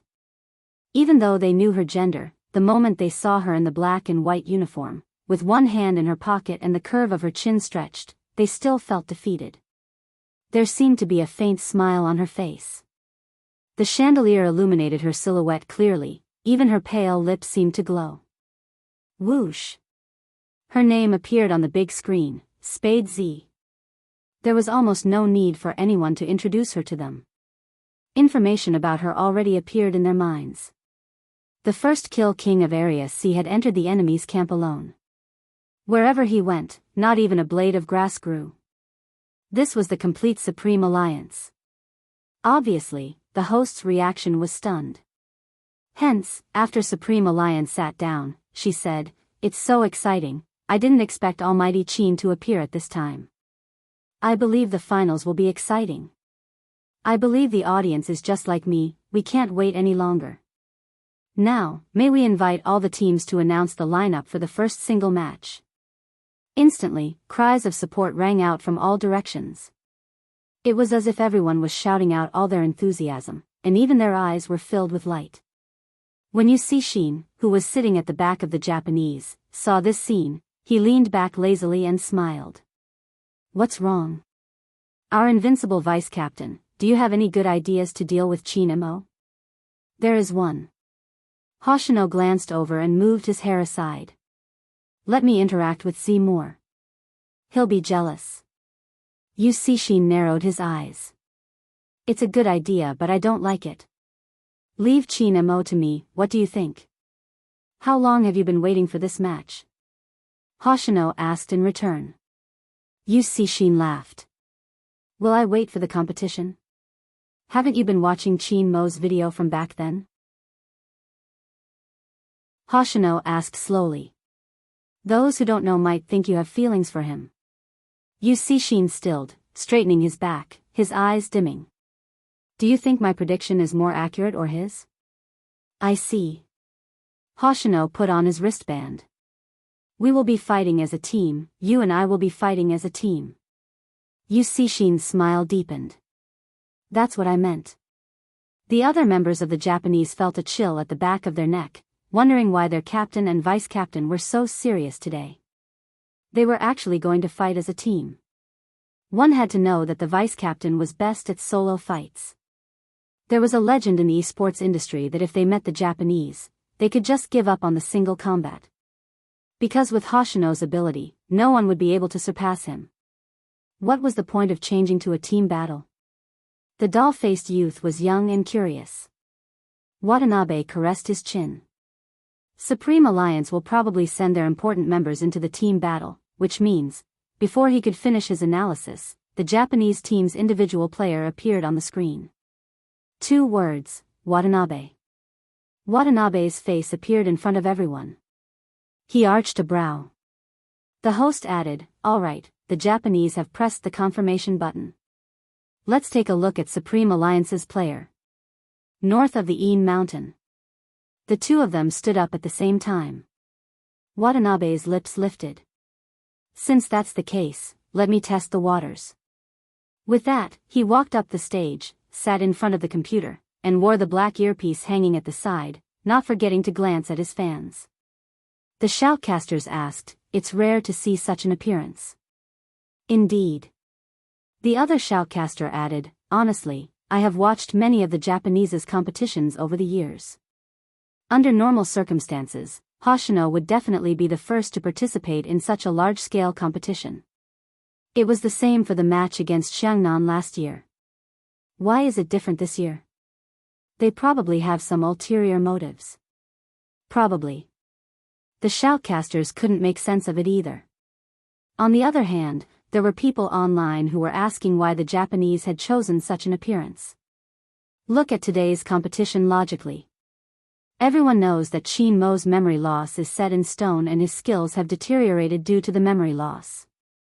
The Japanese have always respected their opponents, but if the opponent is too weak, honestly speaking, Almighty Hoshino wouldn't have come out. There are 2 considerations, one is to test the waters of Supreme Alliance and the other is to groom new singles players. As someone who used to play esports and have participated in competitions, this is my opinion. If you don't like it, don't scold me. This statement was supported by some people. For a moment, it really did sound like that was the case. The passers-by shook their heads. Is that Supreme Alliance? If they had known, they would have sent Xiangnan. Last year, Almighty Hoshino was the first to participate. I don't think it's wise to make guesses, let's just watch the competition quietly. What else? I don't understand why they are still participating after losing their memory. Are they that stubborn? Look at the Japanese's attitude, they are a disgrace to the Chinese. Don't mock those who are fighting at the front lines. I don't understand their arguments, they are the ones fighting for the country, not you. Chapter 1359. Fortunately, this was a competition. The advantage of a professional competition was that once they entered the arena, they wouldn't be able to hear anything. Yin Guiyao also put on his earphones. Today, he rarely smoked before the start of the competition. Everyone's gazes changed slightly from the moment he sat in the room. His face was more undisciplined than anyone else's. But when he held on to the mouse, the tilt of his face caused everyone to be attracted to his fingers. Strangely, at his age, his hands should be rough. But Yin Weiyao wasn't. His hands were long and slender. It was all about his passion for esports. He had fantasized about returning one day, which was why he protected his hands subconsciously. Because he still needed them to touch the mouse and keyboard. The game's sound effects started to play. It was accompanied by the host's agitated commentary. The competition officially started. But regardless of whether it was the fans or the members of Supreme Alliance, Yin Weiao's rising and falling hands were all in their line of sight. Watanabe isn't easy to deal with. The shoutcasters voiced their opinions during the battle. Indeed, his positioning and playing style are perfect and he is fast. With such an intense attack, he won't be able to block it if he doesn't show his true abilities. At this point, the commentator paused for a moment. Although this is only the early stages, we all know that the higher the level of a 1v1, the shorter the time it takes. A single thought can determine the winner and loser. If this situation continues, north of Yin Mountain will be in danger. As though to prove the shoutcaster's words, Watanabe used a second skill, striking Yin Weiyao. Deceleration, dizziness, and a slash during the assault. The speed was so fast that everyone who was watching this scene was stunned. It's really hard to imagine that there's such a fast speed. The shoutcaster's voice deepened. This is probably the strength of a world-class team. Every single one of them isn't an ordinary person. There aren't many people in the country who can stop him. Someone asked if it was that exaggerated. Could it be that Supreme Alliance wasn't doing well, causing the standard of their teammates to drop? In reality, they didn't know how strong they were. The only one who knew was the Xiangnan team sitting in the corner of the audience seats. Luo. MMH? Do you still remember Watanabe? How could there not be? In the double match, the two of us tried to stop him. We did manage to stop him, but we lost 2 lives. It was a 2-for-1. Although you and I won that double match, in reality, we lost in terms of technique. Yeah, there were minions there and they helped us push away the opponent's crystal. Now Yin Weiyao is fighting this guy alone. No matter how I think about it, it's a little strenuous. It was indeed so. You would only be able to understand the strength of the Japanese when you really faced them. Wasn't it just a second skill? Why did Yin Weiyao look so weak? In fact, this second skill added a lot of positioning and prediction into it. The smoother the movements, the easier it was for people to overlook the details. In a high-level professional match, nothing was as simple as everyone thought it would be. If this continues, Uncle won't be able to get up in the later stages. Although Goddess Luo was a girl, she was best at analyzing the situation. Watanabe's strategy is obviously to test the waters for the Japanese. Uncle has to think of a way to make the other party reveal his true strength. Only then can we say that we have a chance of winning this duel. After all, you and I both know that when he fought with Watanabe, his abilities weren't just this.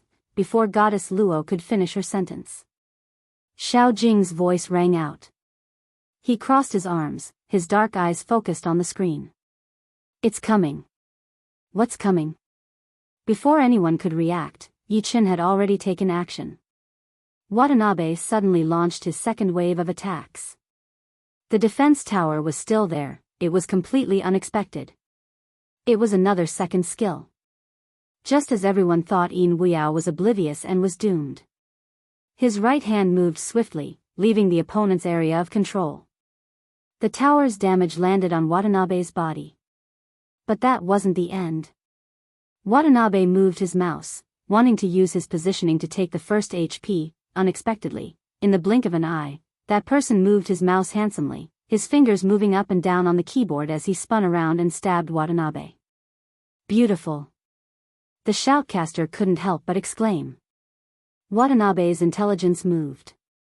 He wanted to redirect the damage onto his opponent. Yin Weiyao wasn't a pushover either.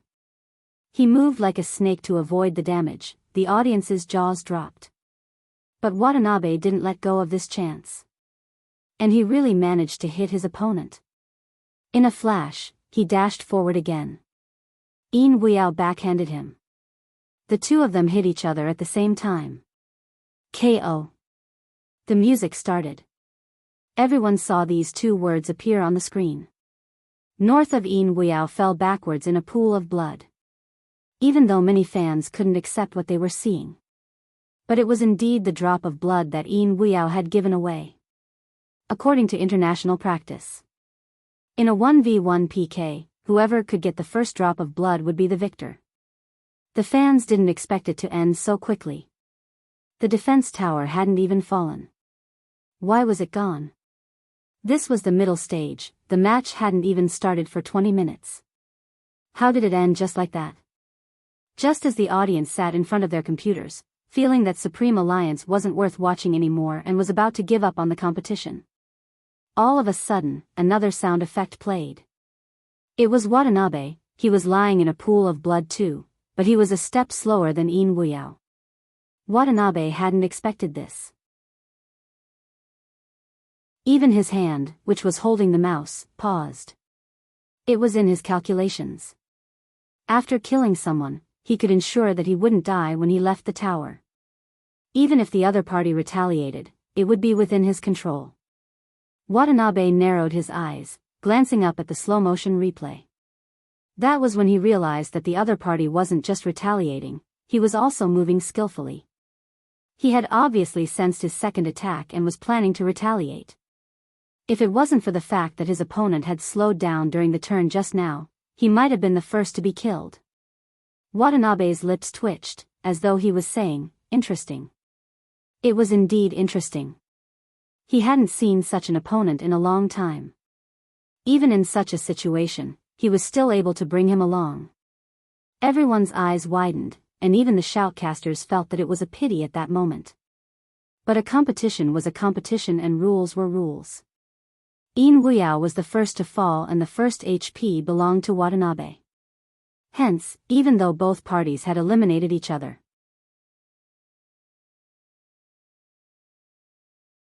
Chapter 1360. Yin Weiyao removed his earpiece and walked down. He seemed to be in a low mood. Bo Jiao tiptoed, standing up with her long legs. "I'll find some time to play again online."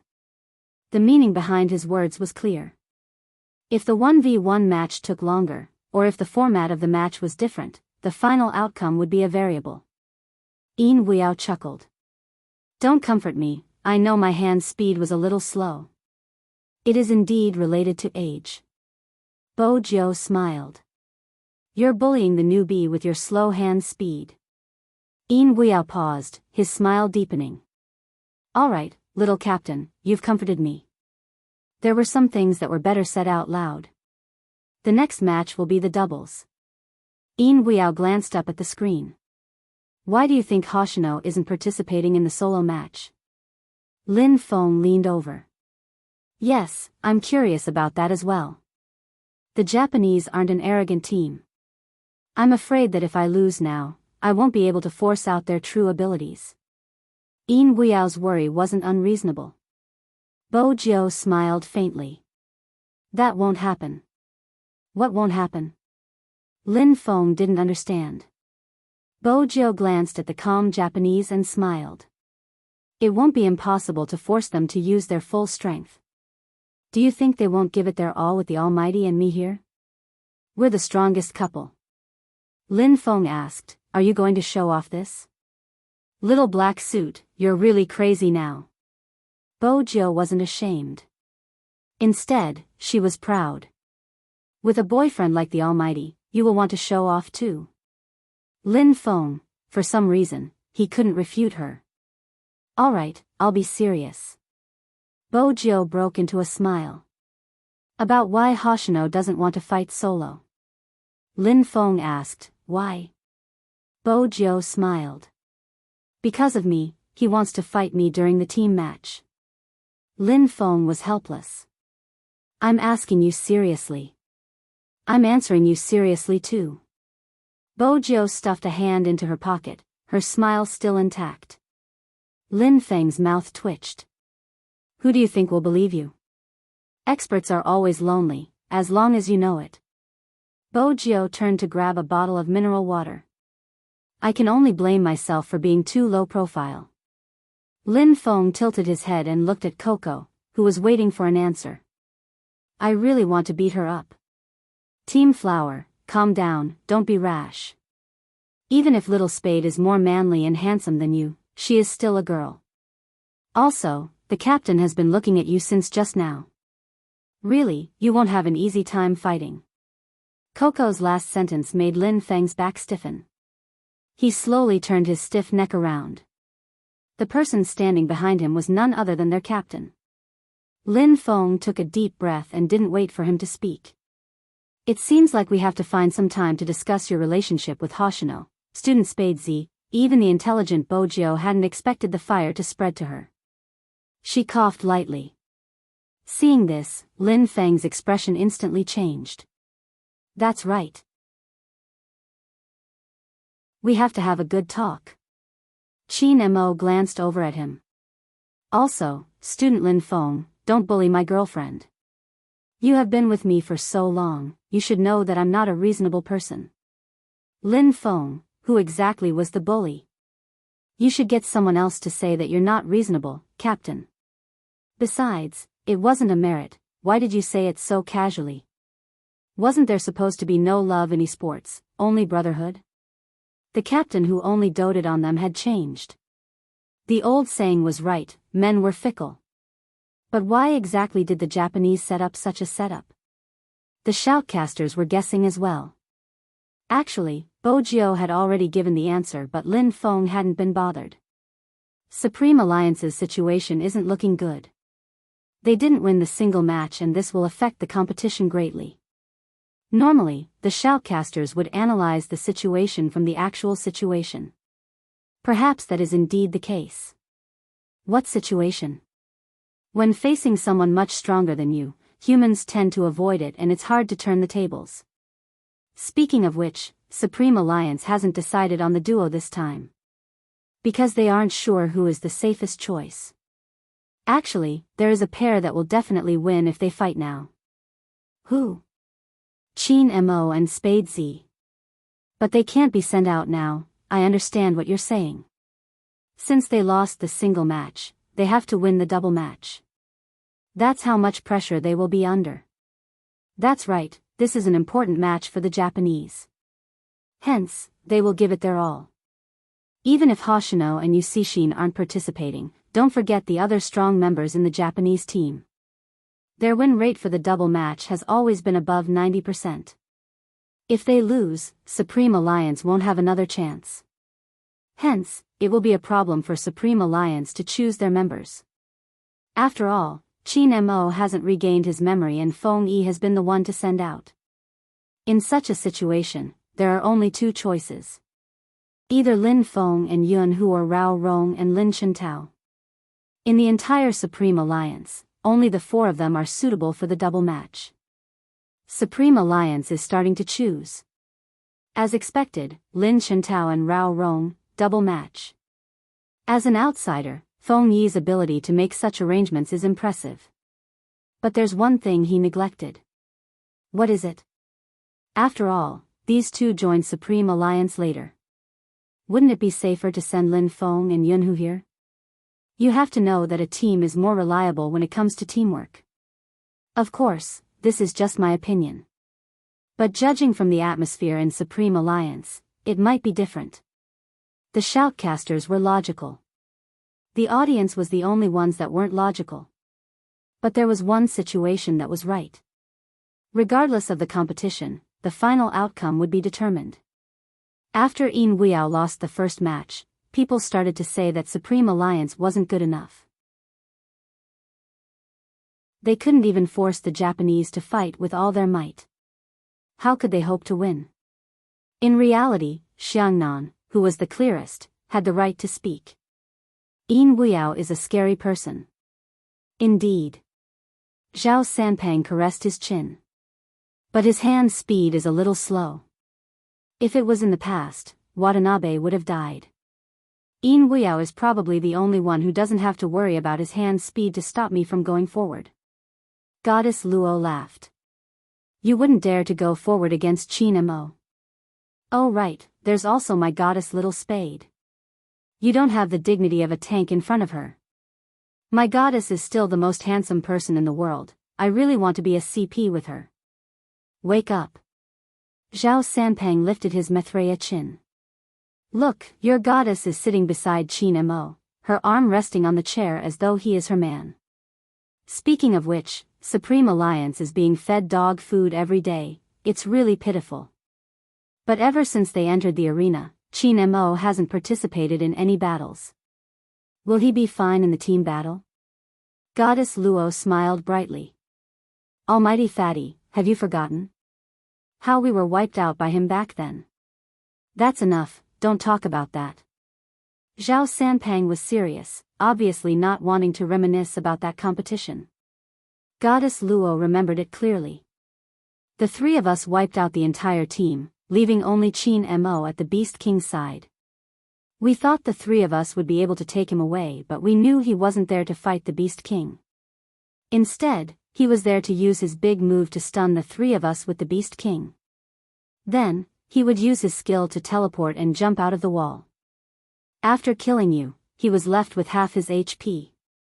We thought he would die, but who knew that he would jump back to the Beast King's side. With the blood-sucking knife, he used his big move to recover his HP and created the 3000 knife cutting that shocked the entire esports world.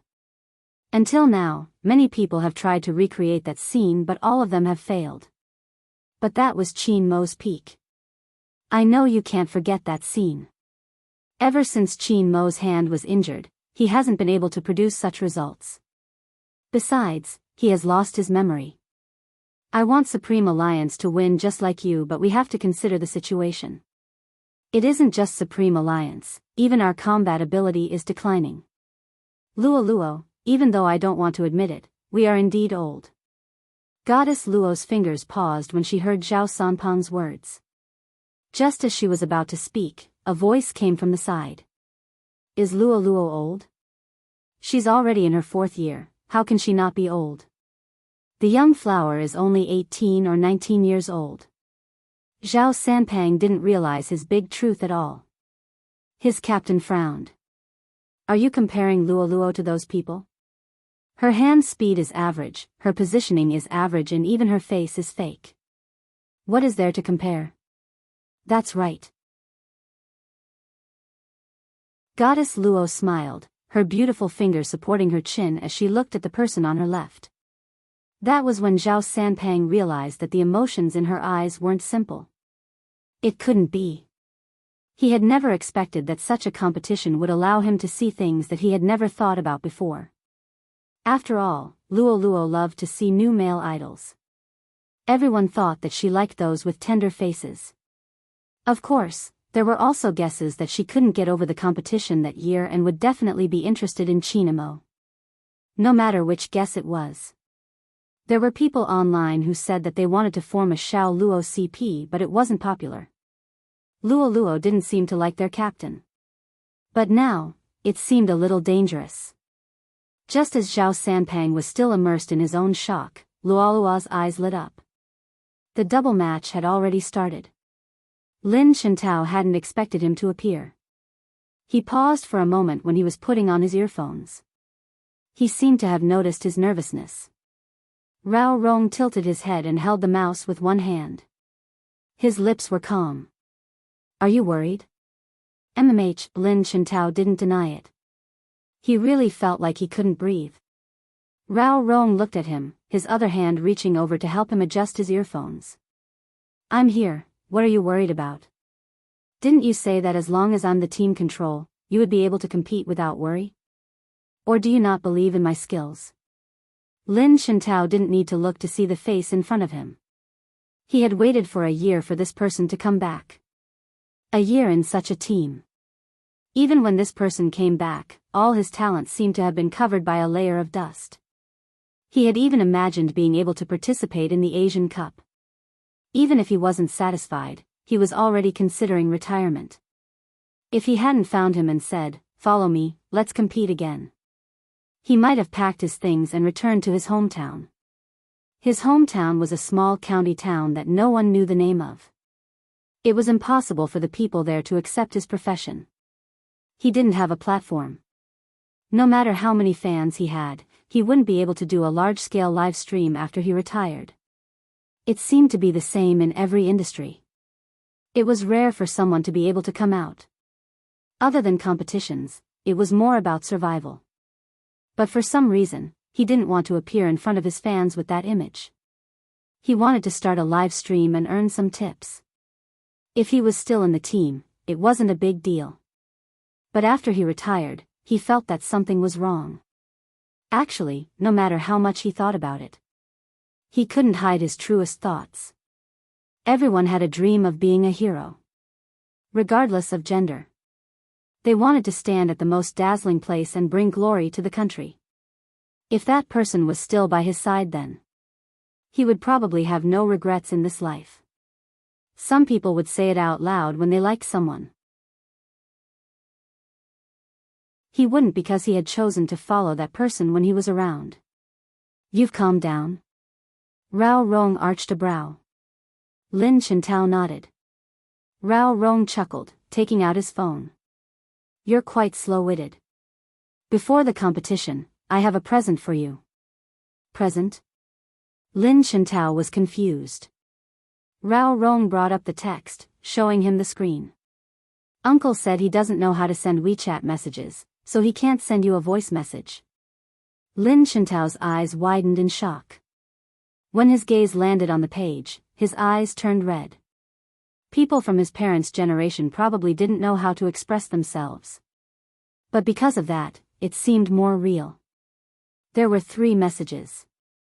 "I heard about it from your friend. Your mom and I don't know how to operate a computer, so we got our neighbor, Shaolin, to set it up. We'll get your auntie and the rest to watch your competition. Actually, we've watched your competitions in the past, but we didn't tell you about it. Son, do your best. Regardless of whether you win or lose, remember to come home after the competition." Lin Chintao gulped, turning his face away. After so many years, was he finally acknowledged by his father? "My dad has a bad temper," Lin Chintao said hoarsely. Lin Chintao said in a hoarse voice, "Back then, I insisted on competing and he told me not to go back for the rest of my life. Now."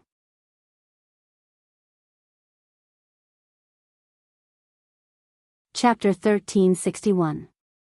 It was Supreme Alliance's double. It wasn't any team's double. Perhaps there had been too many times when he could only stare out the window in the dead of the night. He had once felt that this was the world. But this moment, it wasn't. Every single person in this arena. They had never seen the true darkness. Rao Rong was the only one who had thought he would never be able to climb back up. How much he loved his profession. How much he hated it. How he wasn't respected. How he could trample on them if he liked them. What was he fighting for? This was the question Rao Rong had asked himself the most after his father's death. Now, he had found it. With a click of the mouse, the game entered and the characters were selected. Be it Supreme Alliance or the Japanese, they typed quickly. Before the shoutcaster could get a chance to explain, the 2 teams had already dashed out of the spring. Usually, a double would consist of a long-range attacker and tank support, or a team control in the middle and a jungler. From the looks of the formation, Supreme Alliance and the Japanese seemed to have the same style. The shoutcaster continued, "They are all junglers. It seems like both sides are trying to end this double as soon as possible. The Japanese are trying to follow up on their victory. Such a combination is suitable for the current tempo. Now, it depends on who is faster." That's right, we can see from the big screen that both assassins are farming beasts in their respective jungles. From the looks of it, the Japanese are faster. The moment the shoutcaster finished his sentence, the assassin from the Japanese went to the bushes at the bottom lane and sent out a signal to gather. He was obviously preparing for something. But what was he going to do? Just when people were still puzzled, Bojo tightened her grip on the mineral water in the resting area. As an assassin, she was well prepared. She knew what he was going to do. He was waiting for the red buff to catch him. She watched as Lin Shintao approached on the map. 10 seconds later, the rest of them finally reacted to the situation. Everyone's eyes were wide open. Zhao Sanpeng's jaw dropped. F***CK, who can dodge that? The shoutcaster isn't wrong, this match is focused on the early stages. From the looks of the lineup, it won't drag to the later stages. That means that if anyone isn't developed in the early stages, they will be useless in the later stages. The opponent has made up their mind to destroy Supreme Alliance's jungler, which is why they are using such a strategy. Honestly, if you and I were to go up, we wouldn't be able to escape unscathed. It is too targeted and purposeful, but no one has noticed it. They were separated at the start, but now, they are together. This is the scariest. Goddess Luo's voice sank. Lin Shintao is indeed in danger. Everyone outside the arena was worried. Lin Shintao did not notice the danger around him as he flew past the wild zone. Everyone watched as he leaped up and hit the red buff. He was fast, and his positioning was beautiful. His right hand clicked on the mouse, and his left hand's slender fingers moved up and down on the keyboard. If it wasn't for the people lying in ambush around here. No matter how you looked at it, his playing style was outstanding. But at this moment, every time people looked at him, they would worry for him. The two players from the Japanese were already stirring in the bushes, waiting for his HP to drop to half. It was the best time for them to pounce. Lin Shintao seemed oblivious, continuing to use the red buff. They're here. Zhao Sanpeng, who was watching the match from God's perspective, clenched his fists. On the big screen, the two people who were originally hiding in the bushes suddenly moved. First, it was a freeze control, freezing Lin Shintao on the spot. The next second, the assassin leaped forward, his big move landing on Lin Shintao. In that instant, Lin Shintao was left with a sliver of HP. Just as the Japanese were about to take the first blood, no one noticed the sudden appearance of a figure on the screen. It was Rao Rong. He made use of his teleportation ability to move. First, it was a 3 consecutive stun. The other team control in the middle lane lost 2/3 of his HP. The next moment, he activated his big move. The two Japanese who were about to circle around were sucked in between them, causing them to lose their ability to move. Right at this moment, Lin Shintao, who was about to take the chance to return to the city, turned around and used his big move. In an instant, a sound effect flashed across the screen. KO. The first blood. Of course, that was after he killed the assassin. He wouldn't be able to escape. However, it was precisely because he had dealt with the enemy assassin that he had charged in. Rao Rong was able to kill the sorcerer from the Japanese in the next second. 1 for 2. No one had expected such an outcome. The Japanese had assumed they would take the first blood. But they had been seen through. How was that possible? Some of the audience found it unbelievable. Even the Japanese team was shocked at that moment. There was a saying in the Japanese, never use the same strategy. This meant that all their strategies were executed on the spot. In other words, even if Supreme Alliance had seen their videos, they wouldn't be able to figure out their strategy. The Japanese duo, who had never made a mistake in this aspect, narrowed their eyes. Yu Cixin chuckled. We seem to have been countered, what should we do? Hoshino glanced at the screen, replying, that's normal. The doll-faced youth was confused. How was that normal? After all, when the two seniors of Japan teamed up to fight, it was never an exaggeration. He had to get to the bottom of it. Vice Captain, how is that normal? Hoshino yawned, straightening his collar. Because they neglected Rao Rong. It's best not to ambush him. Do you think he's just a mid-lane sorcerer since he's one of the leaders of the Chinese team alongside Qin Mo? Since he's the best team control in China, his judgment is definitely extraordinary. Vice Captain, what do you mean? He already knew the position of the seniors? Why didn't he inform his jungler? Hoshino chuckled. The mantis stalks the cicada, unaware of the oriole behind. It's a simple proverb. But that doesn't seem right. Isn't he afraid that if his jungler had hesitated a little, things would have? Before the doll-faced youth could finish, he seemed to have understood something. Does his jungler trust him that much? Hoshino's gaze was calm. Rather than trust, it's more like familiarity. You can predict what the other party is going to do from his position. A double fight is called a double fight because of the high level of chemistry between the two players. Rao Rong is a rare team control, and similarly, Supreme Alliance's jungler is also a huge contribution. He appeared as bait and then as the finishing blow, all for this 1-for-2 exchange. The doll-faced youth didn't seem to understand Hoshino's words. It was only when the slow-motion video was played that everyone noticed his movements. In fact, it was a momentary pause, as though he was waiting for a moment. As for Rao Rong, he was like an impenetrable wall. It seemed as though as long as he was around, the Japanese wouldn't be able to enter their jungler. It was just as they had said at the start. They allowed everyone to witness Supreme Alliance's double team. Even in front of the Japanese, they didn't seem inferior. Of course, it wasn't easy to win because the opponent was the Japanese. After the 1-for-2 exchange, the Japanese seemed to have figured out their strategy and quickly gained back a point. They had planned to end the battle quickly, but it dragged to the end. The match lasted for a full 40 minutes.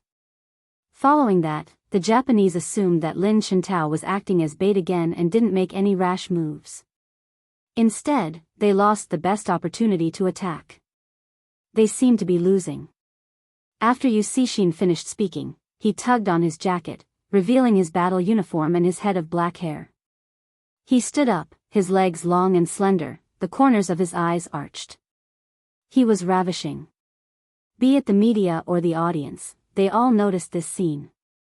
At this moment, the scene control also moved the camera to his side.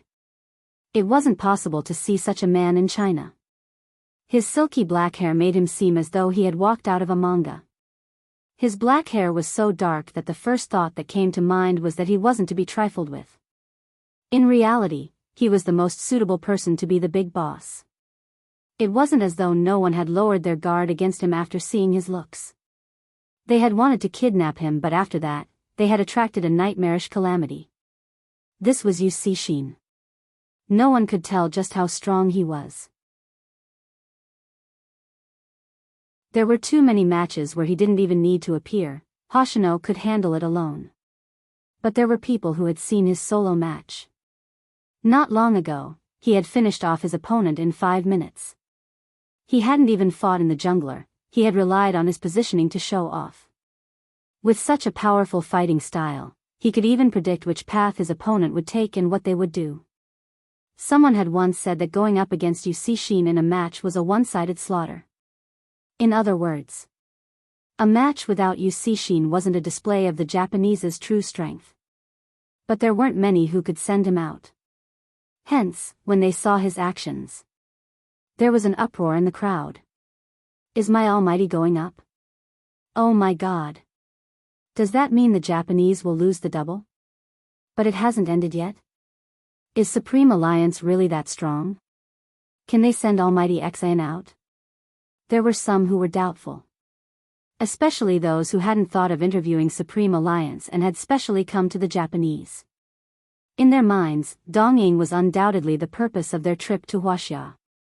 They hadn't expected Yu Cixin to make such a move. But the double hadn't ended and it wasn't easy to make a conclusion. But this couldn't suppress their curiosity. Mei Lin, you've interacted with the Japanese before. What do you think Yu Cixin's actions mean? Mei Lin was the reporter who had said that they would learn a lot from the match between Supreme Alliance and the Japanese. She laughed lightly and shrugged. Heh, girls, don't make a fuss. Based on my understanding of Yu Cixin, he doesn't play by the rules. You should know how a genius is like. Sometimes, he stands up because he's bored and wants to compete. Supreme Alliance's performance was spectacular and beyond my expectations, but it isn't possible for him to stand up. Let's continue watching and wait for the double to end. You're right. Many people agreed with this statement. The shoutcaster wasn't able to provide an answer. But not long after he finished his sentence, the game's music blasted through his ears once more. KO. Lin Shintao successfully killed one of the players in the double 3 times. The situation was clear. As the troops closed in, the Japanese's crystal shattered into a shower of silver flowers. Supreme Alliance won this double fight. It was a beautiful victory. Lin Shintao paused for a moment, as if he couldn't believe it. Until the person next to him reached out again, took off his earphones, and chuckled softly, "Are you stupid? Ah. We won. My almighty. We really won." Lin Shintao had always been a boy. He had been under pressure for too long and now, he was completely released. He pounced towards Rao Rong. "Didn't you see my big move? It was so King exciting. With this tempo, I'll be able to crush Zhao Sanpang the next time I see him." Zhao Sanpang. What's the meaning of this? *CK, what's the meaning of this? Besides, did the two of you have to celebrate in such a manner in front of an audience? Supreme Alliance didn't think much of it. Yin Wuyao, the man of steel, could only see the victory of this match. Everyone was overjoyed. The foreign reporters were all dumbfounded. How could they win just like that? Indeed, it wasn't a sign in the eyes of ordinary people. But winning or losing was just a matter of tempo. Even Feng Shang stuttered as he told Lin Shintao, "Wyoyo, that was too cool." Yeah. Ha ha ha ha. Lin Shintao was genuinely happy. Rao Rong watched him, his lips curving upwards. The more Bojio watched, the brighter her smile became. She seemed to have found out another secret. All right. Qin Mo stood up. His handsome face was immersed in the lights, like a sparkling diamond. He stood tall and handsome, a gust of wind blowing in, fluttering his uniform. The word Supreme Alliance floated in and his voice could be heard again. "It's our turn now."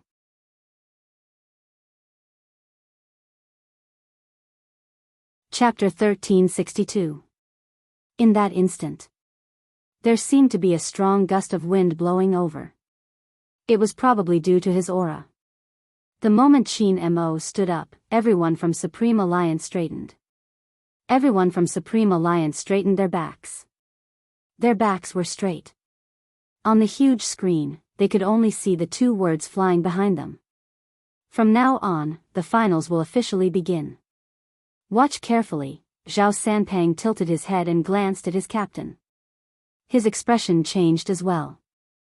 Indeed, they had to watch carefully, regardless of the Japanese's or Supreme Alliance's style.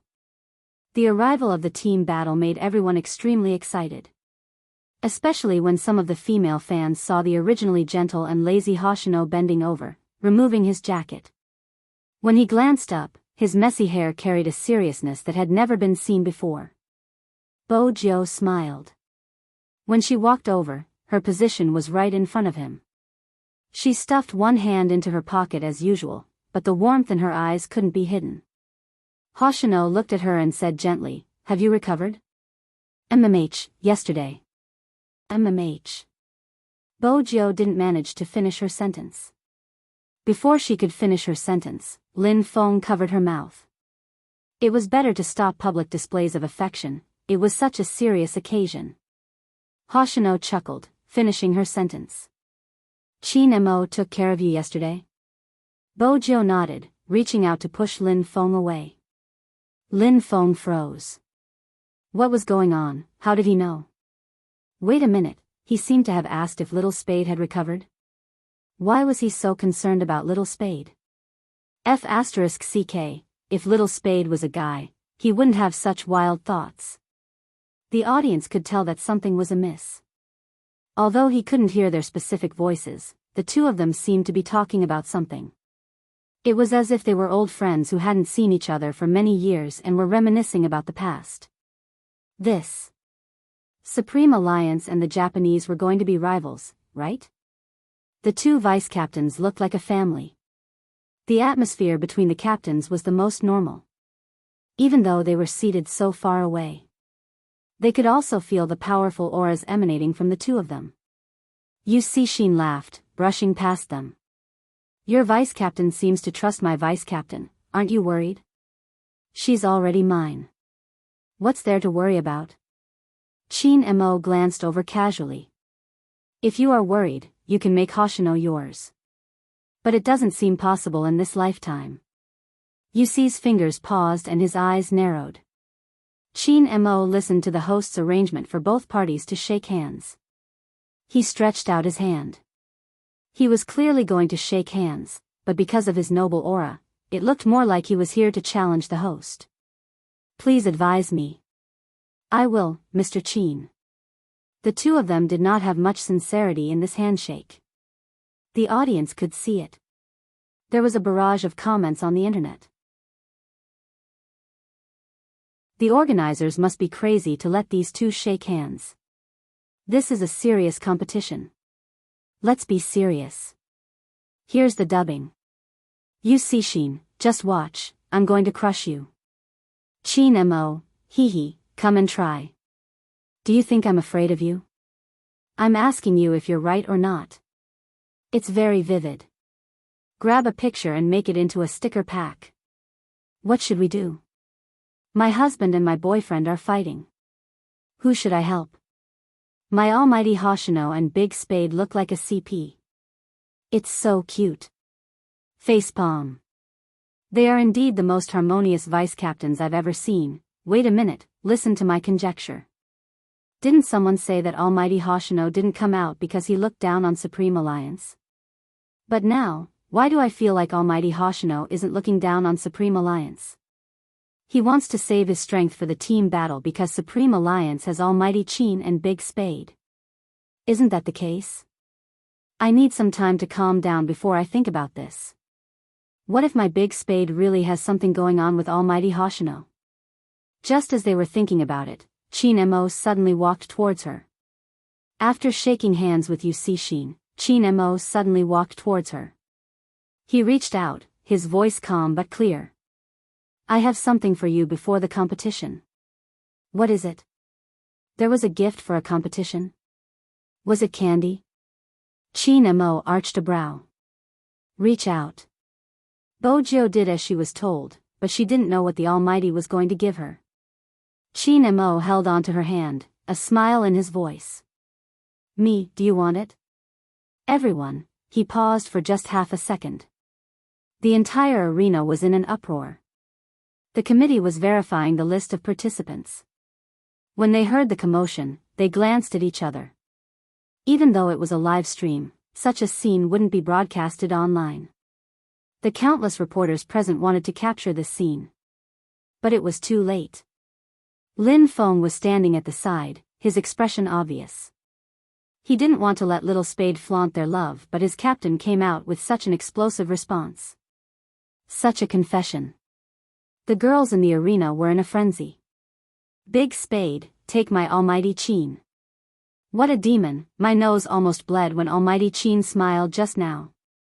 Me, do you want it? Ah. I'm going crazy. Bojo was going crazy too. This was clearly against the rules. In such a public setting. She couldn't push him to the corner and kiss him. Her heart was itching. She couldn't control the smile on her face. Just as she was about to speak, the person leaned forward. If you don't want it, we can talk tonight about how many people you have confessed to. Bojo was serious. Can I not return it after I take it? Sure. Qin Mo smiled again. Ah. Bojo exclaimed, her tone slow and sinister. We can't be relatives and we have a competition later. I can't do anything bad to you. Brother Mo, did you do it on purpose? Qin Mo did it on purpose. But it wasn't to prevent her from doing bad things. Forget it. Anyway, she had always been slow in certain aspects. I did it on purpose. Chin Mo glanced over and put on the youngster's wrist guard. Let's go, I'll give you a present after the competition. There's another one? Bojo thought about how this present was enough to make her happy for the rest of her life. What else could he give her? When little Princess Chin was young, she would never have imagined that he would give it to her personally when he grew up.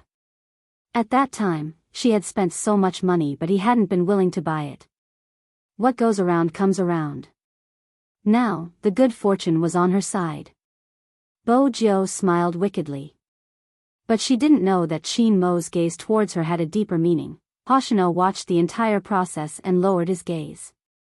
He had wanted to make Chin Mo jealous. He had achieved his goal. But that person was really daring. He confessed under such circumstances. Wasn't he afraid that people would say that he was putting on a show after Supreme Alliance lost? What did you say to Z just now? Yu Cixin tilted his head. Hoshino tugged on the wrist guard. I was concerned about her body. Do you think Chin Mo's memory has recovered? I can't tell. Yu Cixin smiled. His words today aren't like what he usually says. Hey. Hoshino arched a brow. Why? Don't go easy on her. Yu Cixin's gaze was deep. Hoshino smiled faintly. I'm the same as you. I've been waiting for this competition for a long time. It's fun to play against Z, but I didn't have the chance previously. Alright, it's starting. He seemed to be responding to Hoshino's words. With a swoosh, the contestants were confirmed. The MC picked up the microphone. The 2018 Asian Esports Grand Final, the last team battle, officially begins. Swoosh, there was another sound. The camera panned down. The audience watched as the contestants sat in front of their computers. Chin Mo sat in the middle. It was always the same during the team battle. The captain sat in the middle, making it easier for him to command. Coco, Bojo, Yunhu, and Lin Feng, the four of them sat in a row. Their long fingers landed on the keyboard at the same time. The crisp sound reverberated in the arena. To prevent the boring scene from lasting for less than a minute, the shoutcaster said, the most anticipated match is finally here. Just now, I saw a netizen saying that Hoshino didn't appear in the previous match because of Spade Z. What do you think of the credibility of this statement? It's hard to say. After all, from their interaction just now, they seem to know each other.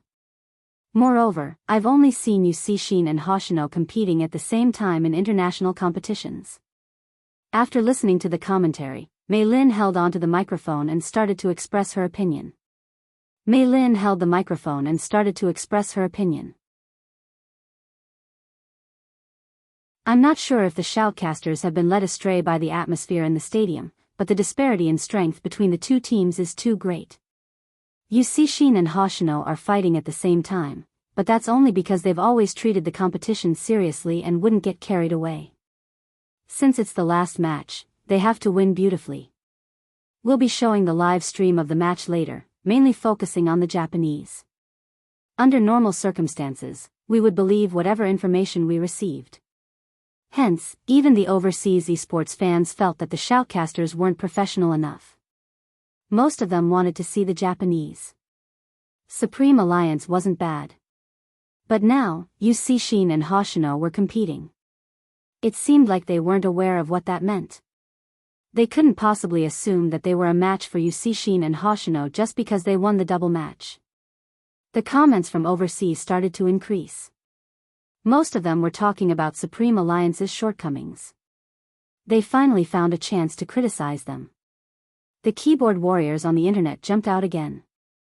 These people had a common trait. They were very saintly, covering up for all crimes and feeling that they were in the right. I've watched Supreme Alliance's competition. Isn't it just like that? There are so many dramas, there aren't so many emotions. In the past, no one dared to speak up. Some people should really see what the foreign media is saying. If they have the time, they should practice their skills. Anyway, I don't like Supreme Alliance and I can't stand watching their competition. Me too, my almighty just copied an article and didn't do anything wrong. Yet, they insisted on supporting the original work. Serves them right for being so nosy. The two above are really interesting. Do they believe whatever the foreign media says? Besides, opposing copyright infringement isn't nosy. It's simple, they have a conscience but you don't. Of course, I don't expect you to have a conscience. Hee, another fan is speaking up for Supreme Alliance. They've been slapped in the face by the foreign media yet they're still enjoying themselves. No wonder the foreigners don't like Supreme Alliance so much. Don't embarrass them. Right at this moment. The most famous director in the world suddenly uploaded a video on the internet. The video was very short, about a minute or so. I heard that this person is competing today. He's sending a computer expert that no one can match up to. This is the promotional video for this movie. One had to know how influential such a famous director was. It wasn't just in one country, it was in several continents. People clicked on the video. What came into view was a silver-haired youngster with a huge black mask on his face and a black jacket. He sat in front of the computer, his fingers moving up. The speed of his fingers was so fast that it was dazzling. He looked up casually. After conquering a system, he took off one side of his mask and played with the silver lighter with his fingertips. His handsome face slowly broke into a smile. At the bottom of the screen was a line of words. Standing in the darkness to protect the light. I am Z. Suddenly, the entire internet was about to collapse. Perhaps in China, not many people knew what this movie meant. But overseas, many movie fans knew who the director was based on to film this movie. Z, the hacker king with magical colors. It was hard to describe because of the different fields. But anyone who knew about code would know who it was. And the person who played Z was actually in Supreme Alliance. The foreign netizens blew up. No, it wasn't just the netizens. Anyone who knew anything about it could search for it and find out how to watch the competition. The comments from the foreigners came one after another. It was like a slap to the faces of those who said, "Foreigners don't like Supreme Alliance. I'm here for Z. Is my almighty called Spade Z now? What a cute nickname, it's very appropriate for Asians to be reserved. Hey, bro, I'm an old fan. Let me tell you something. Z is a girl." What? That's right. Oh no. Cool. Is that all the resources? Why aren't they reporting it? What about the Chinese media? Because the external network was flooded. There were too many people who wanted to watch Supreme Alliance's upcoming competition. The supervisor immediately made an overseas call to Mei Lin. From now on, place more cameras on Supreme Alliance. Why? Mei Lin felt that the suggestion was ridiculous. Sir, you should know how many people are waiting to see the Japanese. I don't see any value in separating the cameras to a new team like Supreme Alliance. Mei Lin, I know you like the Japanese and so do I. But most of the time, we have to stand in the middle. Even if there is a deviation, it can't be too much. According to the time difference, the finals should have started. Do your report properly.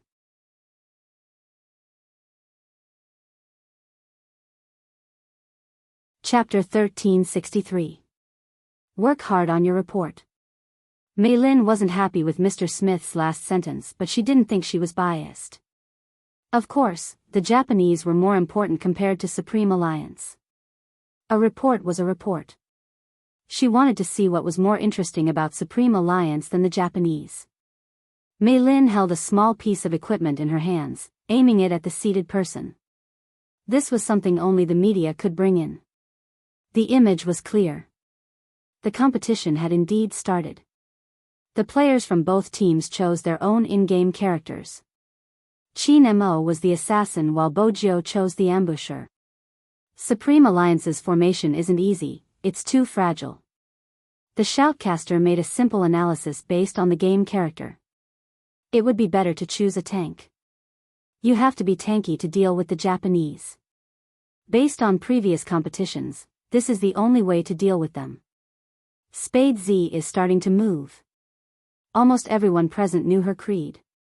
The enemy's wilderness, my home. Is she going to steal the blue buff? She can't. Indeed, she couldn't. From the screen, the audience could clearly see the Japanese's middle lane and Hoshino trapping Bojio in the middle, one in front and one behind. It was as though they were prepared for a counterattack. Hoshino didn't show any mercy, and the damage landed directly on her body. Spade Z's HP was dropping bit by bit. Even her movements were slowing down. She was about to be surrounded. At this moment, she lifted her rifle upwards, jumping out of the encirclement and onto the riverside. It was a close shave. The fans heaved a sigh of relief. Some of the audience saw the drawbacks. Playing the game like this is too reckless. You might even lose your first kill. I've mentioned before that Spade Z was born in the wilderness and hasn't gone through proper training. It isn't possible for her to compete in a professional match for long periods of time. After all, professional matches are about teamwork. Just watch, this weakness will be magnified when she meets the Japanese. The Japanese won't allow her to snatch any beasts and Hoshino won't allow her to do as she pleases in their wilderness. Isn't that too absolute? After all, Spade Z didn't make any major mistakes. It's true that she didn't make any mistakes, but look at her current economy. It's the lowest in the entire arena. Those who have watched her play should know that no matter what, her economy is always the highest. Only when her economy is high can she deal damage. It's been more than a minute since the start of the match. Under normal circumstances, she should have gotten up by now. If she hasn't gotten up, it can only mean that she's being suppressed by Hoshino. It seemed that it wasn't just the regular spectators who noticed this. Even the director directed the camera towards her face. She was clean and handsome. Her silver hair fell down and covered her eyes. From this angle, he could only see her lower jaw. It seems like Spade Z is in a passive position. The commentator said, she used to lead the pace, but now she's completely suppressed by Hoshino. She can't even lead the pace. I can't see her expression from this position, but she should be anxious. Indeed, if she doesn't catch up, she won't be able to fight in the later stages of the match. The Japanese are as stable as ever. It isn't just stable, look at Hoshino's movement, it's too fast. If I were Spade Z, I would raise my economy first since it's too difficult to snatch anything from Hoshino's hands. It's too much of a waste of time. For minutes into the match, even the regular spectators could see something. After all, the first kill they had been waiting for didn't happen. Instead, Spade Z was being suppressed. Mei Lin stood outside the arena, holding onto her equipment and occasionally giving a few explanations. She laughed lightly when she saw this. Actually, Supreme Alliance's newcomer king isn't clear about the situation. She isn't bad and should be famous in China, but against Hoshino, she won't be able to use her previous playstyle. We can see that even though there isn't a single drop of HP, it's obvious that Supreme Alliance isn't in a good position. The Japanese's playstyle will seep in bit by bit, and by the time they realize it, it'll be too late because the Japanese will be controlling the pace. As Spade Z was suppressed, the atmosphere in the crowd gradually turned heavy. It wasn't normal. Zhao Sanpang couldn't sit still because he could tell that little Spade was having a hard time. Once again, Bojio held onto her long spear, gliding past the wilderness. Her speed was as fast as ever. She was like the wind. Why did she go there again? The spectators shook their heads. Xiao Jing was the only one who didn't speak. He sat there with a frown. From the map, the Japanese made a prediction based on Spade Z's actions. This time, the sorcerer in the middle lane hid in front of the bushes, intending to ambush Spade Z. When the fans saw this, their breaths tightened. They didn't even dare to look at the figure approaching the bushes. The people from the Japanese side were moving towards them one by one. They seemed to be forming a huge encirclement. I'm afraid the first drop of HP is going to be Supreme Alliance. The shoutcasters sounded regretful. After all, in a team battle, the first drop of HP was very important. Spade Z, the FC King, was so popular because of this reason. But now, the FC King was going to be killed by the opponent. Mei Lin shook her head. I said it from the start, the difference between the two teams is too big. The foreigners felt an indescribable feeling. After all, from the promotional video, the youngsters seemed to be Z's reincarnation. As expected, they couldn't trust what was produced in the movie. The movie had been edited, so it was definitely just for show. It wasn't difficult to portray an ordinary person as a computer expert in the movie. They weren't disappointed, just a little regretful. After all, they weren't esports fans. They just wanted to see how talented the youngster was in computer science. But even a hacker might not be able to become a professional gamer. But they were more sensitive to bugs in the game than ordinary people. Moreover, their operation and hand speed were much faster. Logically speaking, it shouldn't be so boring. The foreigners lost interest and were about to close the external video report. At this moment, the silhouette on the screen suddenly paused, turned around, and jumped backwards. She didn't rush forward. Instead, she retreated to her own wilderness. The three ambushers from the Japanese paused. Right at this moment, a line of words appeared on the screen.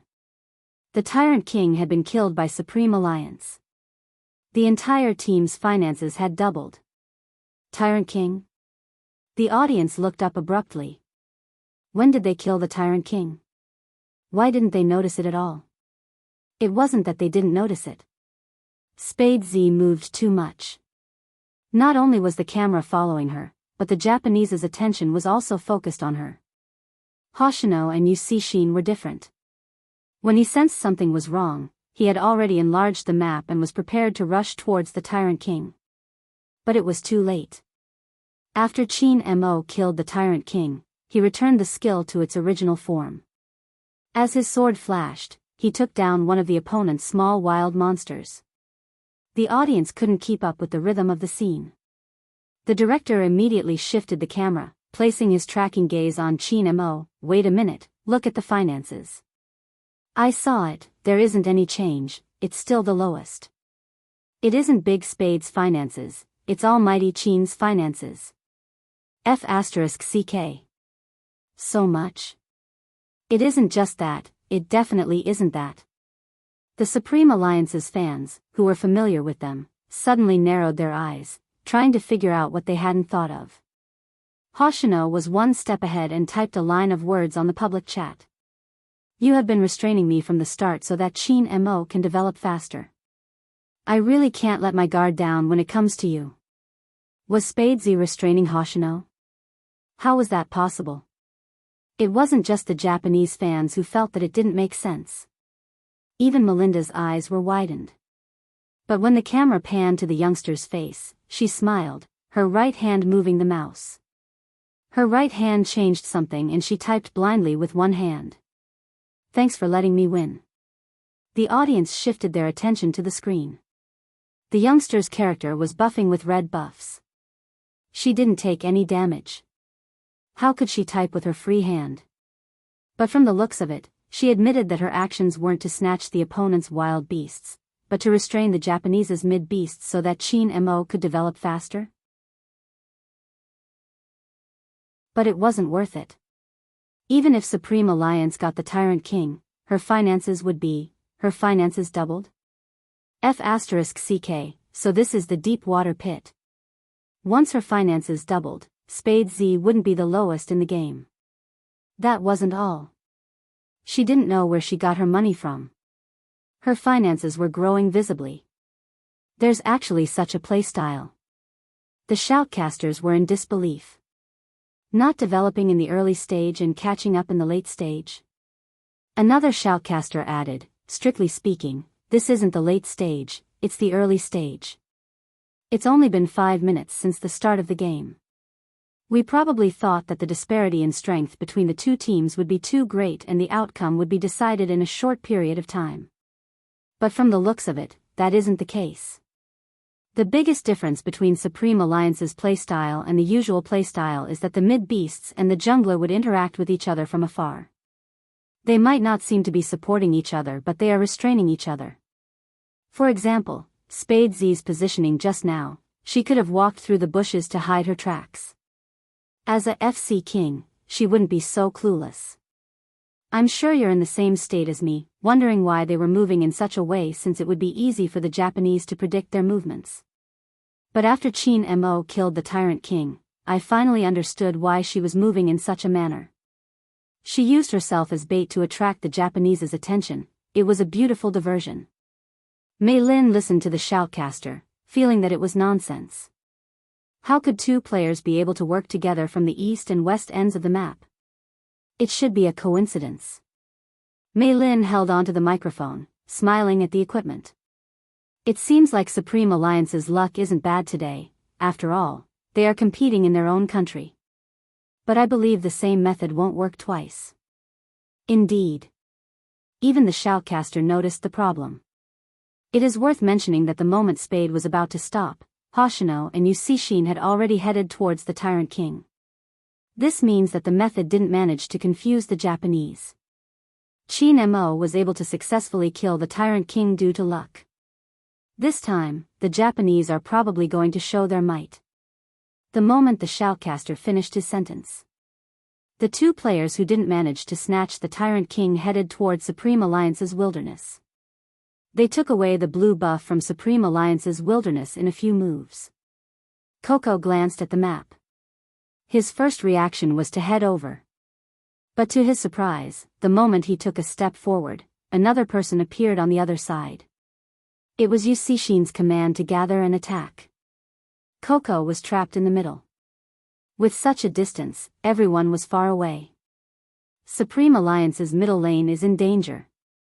The moment this thought flashed through everyone's mind, a heart-shaking sound effect rang in his ears. KO.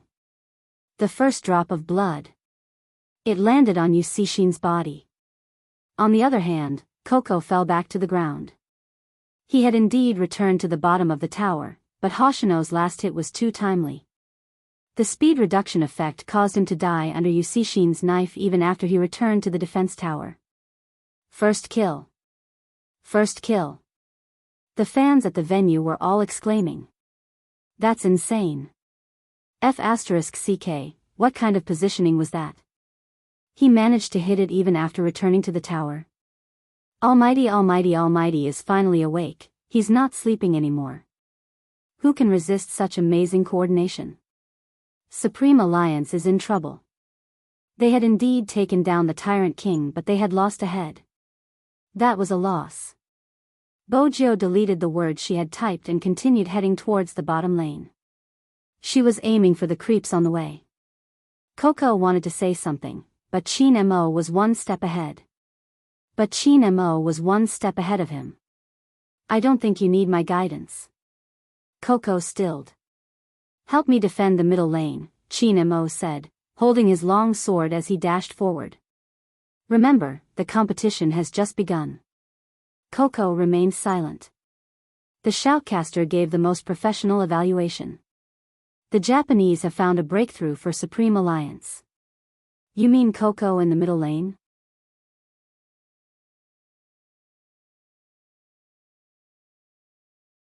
Chapter 1364. The shoutcaster was right. If the middle lane was lost, this game was going to be very difficult to play. What kind of team was the Japanese? They had precise calculations and excellent battle strategies. They would grab onto any loopholes, and that was the hardest part of the Japanese to deal with. If they didn't increase their energy when fighting against such a team, it would be easy for them to collapse. Supreme Alliance's strategy to deal with this crisis is extremely important. They will probably send someone to the middle lane. If that's the case, then the Japanese will really be the one leading the rhythm. But if they don't go, the middle lane will be lost and the situation will worsen. Actually, the most crucial part of the assault was the coordination between Hoshino and Yusishin. If Supreme Alliance can't find a way to break their coordination, it won't be easy for them to win either lane. Supreme Alliance is starting to make adjustments. Wait a minute, they didn't make any adjustments? The shoutcaster watched Yunhu's movements on the screen, narrowing his eyes. They probably wanted to make adjustments but received instructions to return to their original positions. What about the middle lane? The other shoutcaster frowned. After all, with such a huge problem, if Supreme Alliance didn't make any adjustments, they would always be in a passive state of being suppressed. Supreme Alliance probably hasn't thought of a good idea either. The shoutcaster glanced over at Qin and Mo. The captains are in charge of commanding the battle. Up until now, the Japanese didn't require any leadership. Supreme Alliance, on the other hand, has been facing too many problems. That's right, but I'm not sure what state Qin and Mo is in right now. I wonder if he's able to predict everything with his amnesia like he did in the past. What we can be sure of is that we are only witnessing 30% of the Japanese's and Yucixin's abilities. You can imagine how frightening their teamwork will be in the later stages of the competition. Will Qin and Mo be able to handle them? The shoutcaster's words were what the fans were worried about. Big Spade and Almighty Qin's long-range coordination had been spectacular. But the next second, the Japanese had taken ahead. Besides, the same method couldn't be used twice because both Yucixin and Hoshino had already guessed their plan. The Japanese were too strong. He was so strong that Lin Feng and Yunhu hadn't left his attack range. This was also another manifestation of suppression. Even under such circumstances, the strategy hadn't changed. The shoutcaster's first thought was that there was a problem with the commander. It seems like Qin and Mo isn't suitable for such a large-scale competition. After all, up until now, he had become very conforming and was not like his past self at all. The shoutcaster turned towards the big screen. The director gave a close-up shot of the white figure that was still fighting the beasts in the wilderness. That was Qin Mo's in-game character, his clothes fluttering in the wind, his long sword in hand. The speed of the jungler surprised the shoutcasters. It was not easy to have such a fast hand speed after amnesia.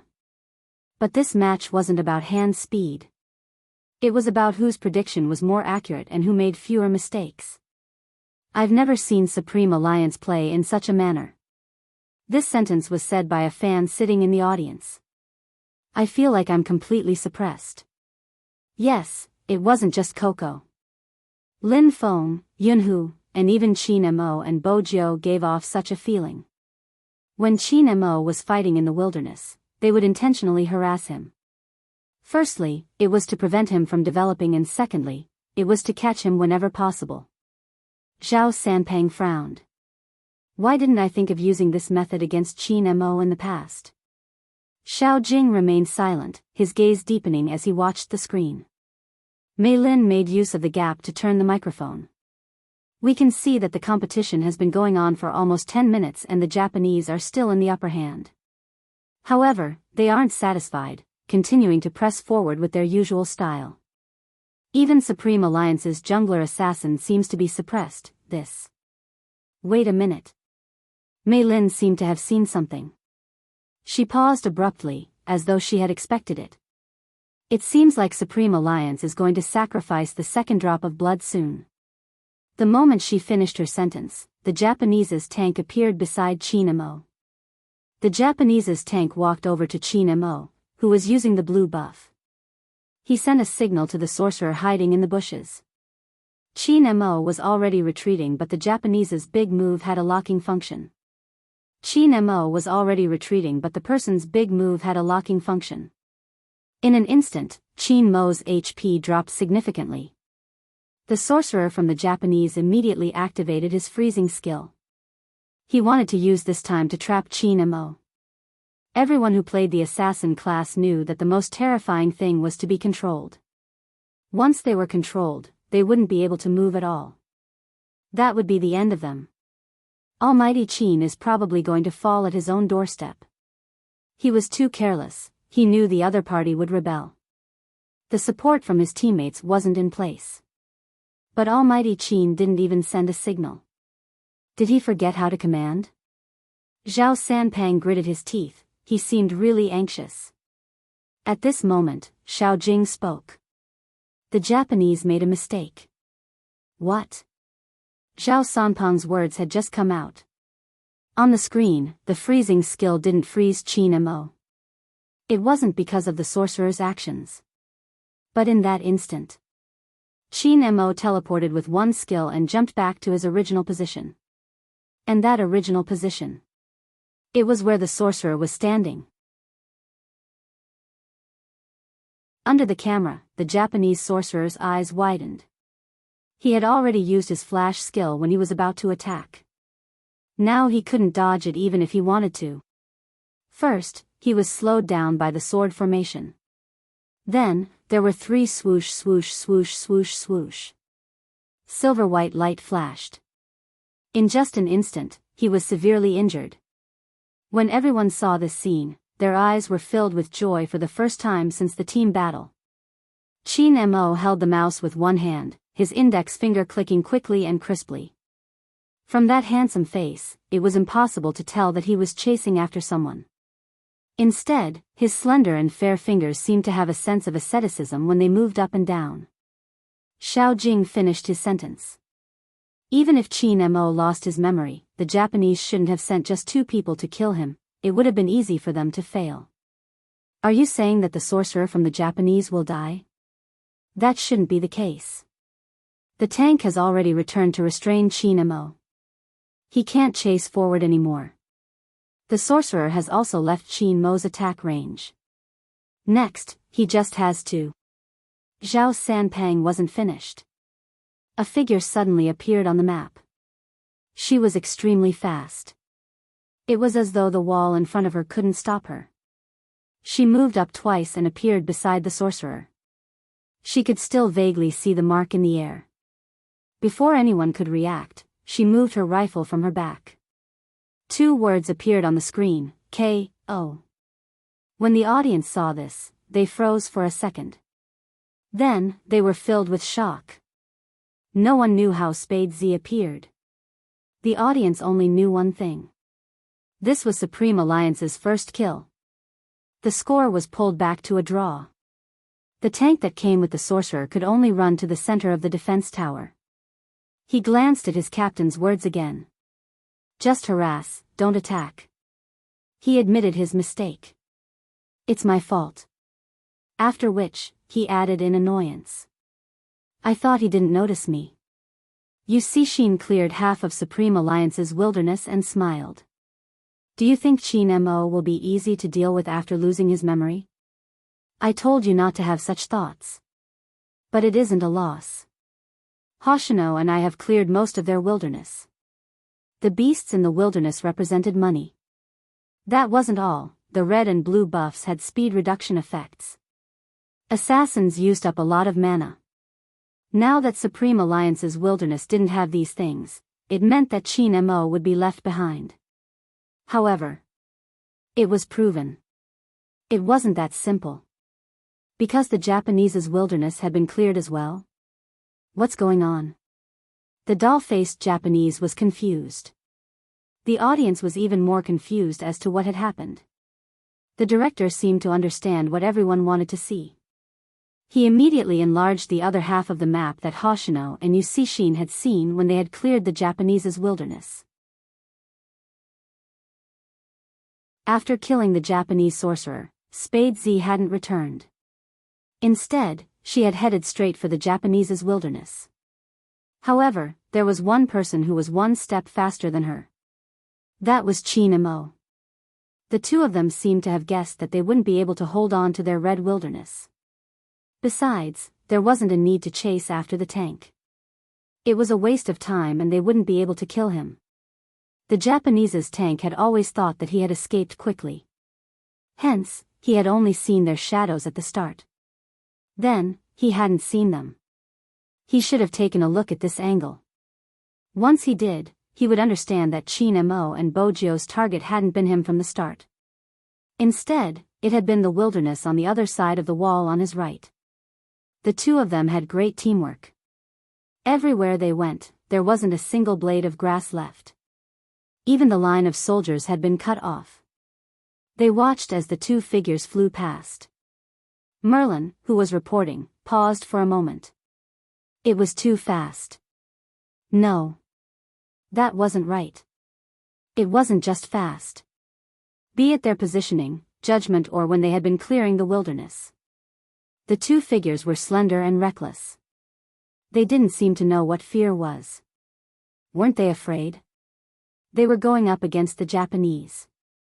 Besides, even if they managed to turn the score around, they had been suppressed the entire time.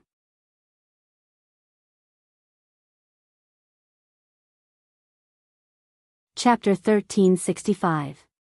Mei Lin couldn't figure it out. But the shoutcasters could see it clearly. It seems like compared to Yu Cixin and Hoshino's teamwork, Qin Mo and Spade Z's teamwork is the highlight of this match. You mean to say that these two pairs are equally matched? No, there is a difference. Take a look at Supreme Alliance's bottom lane and you will understand. After the shoutcasters' words, everyone focused their attention on the bottom lane. When did Hoshino come here? It wasn't just Hoshino, Yu Cixin was here too. Were they sure that their wild zones were gone? If not, they should be clearing the troops in the jungle. But they suddenly appeared at the bottom lane at the speed of light. Without any hesitation, he used attack rush and dealt damage to Lin Feng, who was still clearing the creeps. Yunhu wanted to go forward to help. But the next moment, Yu Cixin marked the damage. Lin Feng was rooted to the ground. He didn't have any time to retaliate. He held the keyboard in his right hand while his left hand moved up and down. He wanted to use his positioning to avoid the opponent's attack. Lin Feng did it and Yunhu went forward to block the attack for him. He thought he could leave after entering the tower, but the Japanese's troops attacked at this moment. Moreover, the opponent's long-range attacker was there too. Hoshino didn't hesitate. He held the crescent-long knife and leaped into the tower. The knife light fell, sucking in and retracting, causing Lin Feng's HP to drop. Then he slashed again. At the same time, he leaped out of the defense tower's attack range. The silver light could be seen clearly on the screen. No one would have guessed that Hoshino was the one who had such a sharp positioning and attack. After all, his aura was there. But the fans who were familiar with him weren't surprised. Even before the game's sound effect came, they already knew the outcome. They shouted loudly, "Almighty Hoshino, you are finally awake." The origin of this sentence was quite a story. Hoshino loved to sleep. He looked gentle, but in reality, he was caught sleeping in the resting area 3 times before the match. But the moment he entered the arena, everything changed. Of course, if it was a very ordinary team. Their star god's playstyle was just like a human's, gentle like the spring moon dripping on the windowsill. But if the other party was also very powerful, then, he would change his usual playstyle. He would be like a knight who had just woken up from a dream. Wherever he went, there would be the splendor of the moonlight. Just like the game character he used, he had a nickname, Continuous Combo, Queen of the Moon. As if responding to the shouts of the fans. The score on the screen immediately changed. 2:1, Lin Feng's character lay on the ground, covered in blood. The Japanese took the lead again. More importantly, it wasn't over yet. The defense tower at Supreme Alliance's bottom lane was about to be breached. Yunhu wouldn't be able to withstand the attacks from the 3 of them. "We can only retreat." The shoutcaster looked at this scene and said what was on his mind. Indeed, Yunhu retreated because if he stayed there any longer, he might be taken away as well. The sound of the defense tower shattering came from the screen. The 2 shoutcasters glanced at each other. "We thought the Japanese wouldn't let go of the middle lane, but it seems like our guess wasn't accurate." "That's right, regardless of which lane it is, as long as there is a possibility of an attack, they will take it down. The Japanese can't use a fixed mindset to judge this team. This time, Supreme Alliance is in trouble. The bottom lane looks like it's going to collapse and Supreme Alliance isn't doing well at the minions." That was indeed the case. The bottom lane had always been filled with the Japanese's minions and with long-range attackers. The speed at which they attacked the defense tower would definitely be much faster. Ever since the start of the competition, I'm starting to feel that the victory of a team isn't just related to their skills, it's also closely related to their leadership. Qin Mo might not have made any major mistakes in his maneuvering, but from what I've seen so far, his leadership skills haven't been fully displayed. And it isn't hard to tell that Supreme Alliance is starting to crumble. The sorcerer in the middle lane doesn't dare to advance, which means that they are aware of the danger the moment they leave the tower.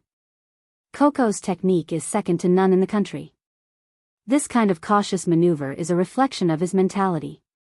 He can't afford to be killed again, so he's carefully testing his position. This isn't a good thing. The more he does this, the more likely he'll be ambushed. The shoutcaster finished his sentence. Other than the sorcerer from the Japanese side, the tank that was left with half a tank of HP walked over. But the tank walked through the bushes. It could only be seen from the perspective of the Japanese. This meant that Coco probably didn't realize that there were two of them. One of them was a tank with a stun skill. This meant that he would be in danger the moment he left the tower. But he didn't seem to notice it.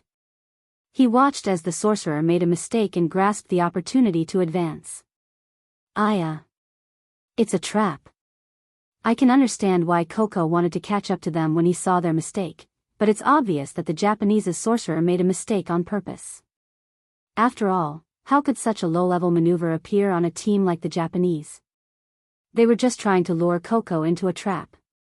As though to verify the words of the high-end players, the Japanese's flustered sorcerer steadied his legs and threw a freezing skill on Coco.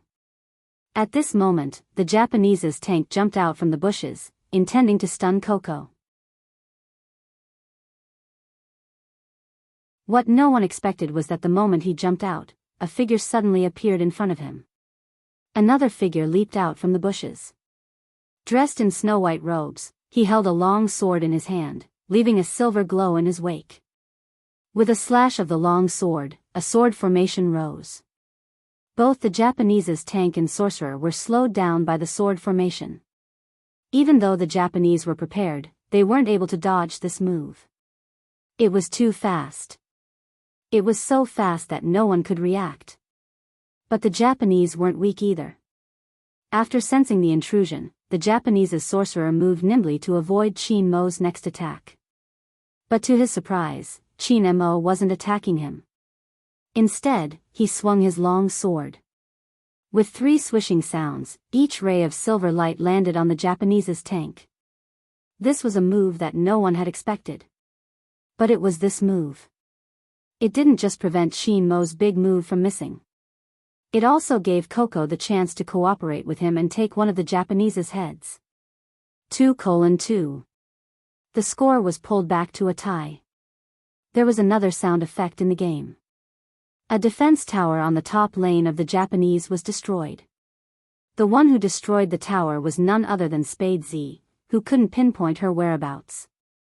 Mei Lin watched the match. Should she say that the ignorant were fearless? Let's put it this way. For every head the Japanese took, Supreme Alliance had to return with a head. It was the same even when they pushed the tower. But in this way, they would always be one step behind the Japanese. Mei Lin shook her head, her words filled with sincerity. They are always behind the Japanese to retaliate and are still being led by the Japanese. I hope Supreme Alliance will wake up soon. However, the match is still a little unexpected. According to the following situation, it will be difficult for Supreme Alliance to retaliate. Those who understand the competition should know that even though the teams have the same number of players, Supreme Alliance is clearly weaker in terms of the minions. Moreover, Supreme Alliance's long-range attackers have already died once. The Japanese's attackers are all online and they can take down the tower much faster than Supreme Alliance. That was true. Mei Lin's analysis coincided with what the shoutcaster was going to explain. But since Spade Z was above, Hoshino, who was lying in ambush at the bottom lane, had no choice but to turn and head towards his own jungle. Because of his understanding of Z. After taking down their tower. Since she wasn't leading the minions, she was definitely going to kill their jungle. He knew very well how Z carried out the sentence, "Your wilderness is my home," to the end. But some of the audience didn't understand why Hoshino didn't clear the minions. Instead, he headed towards the jungle. When the map of the jungle was zoomed in, the audience finally saw it clearly. Spade Z was clearing the second wave of the Japanese's jungle. The director pulled the camera back to Hoshino. He moved swiftly, the machete in his hand as though it was overflowing with moonlight.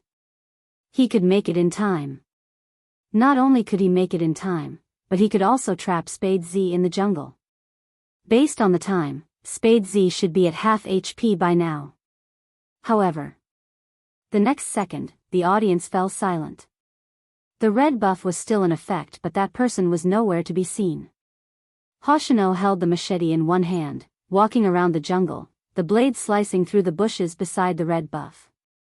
Speaking of which, this was the first time Hoshino was facing Spade Z alone. Everyone in the audience held their breath. They were guessing the outcome of this battle. Time seemed to be stretched. But it hadn't even been 2 seconds. On the screen, Hoshino suddenly moved. His blade didn't touch the bushes beside the red buff, instead, he skimmed towards the river. He managed to find me even though I hid like that. Bojio curved her thin lips and leaped to the left. It seems like it's difficult to deal with someone who knows me so well. Hoshino smiled, the sharp blade in his hand and the loving smile on his face forming a stark contrast. I didn't notice it at the start because it's you, I had to think twice. The audience had never seen such a battle. How could they still have the mood to chat at such a crucial moment? Besides, they were clearly enemies. Why do I feel like there's an invisible warm atmosphere around me? But it couldn't be called warm.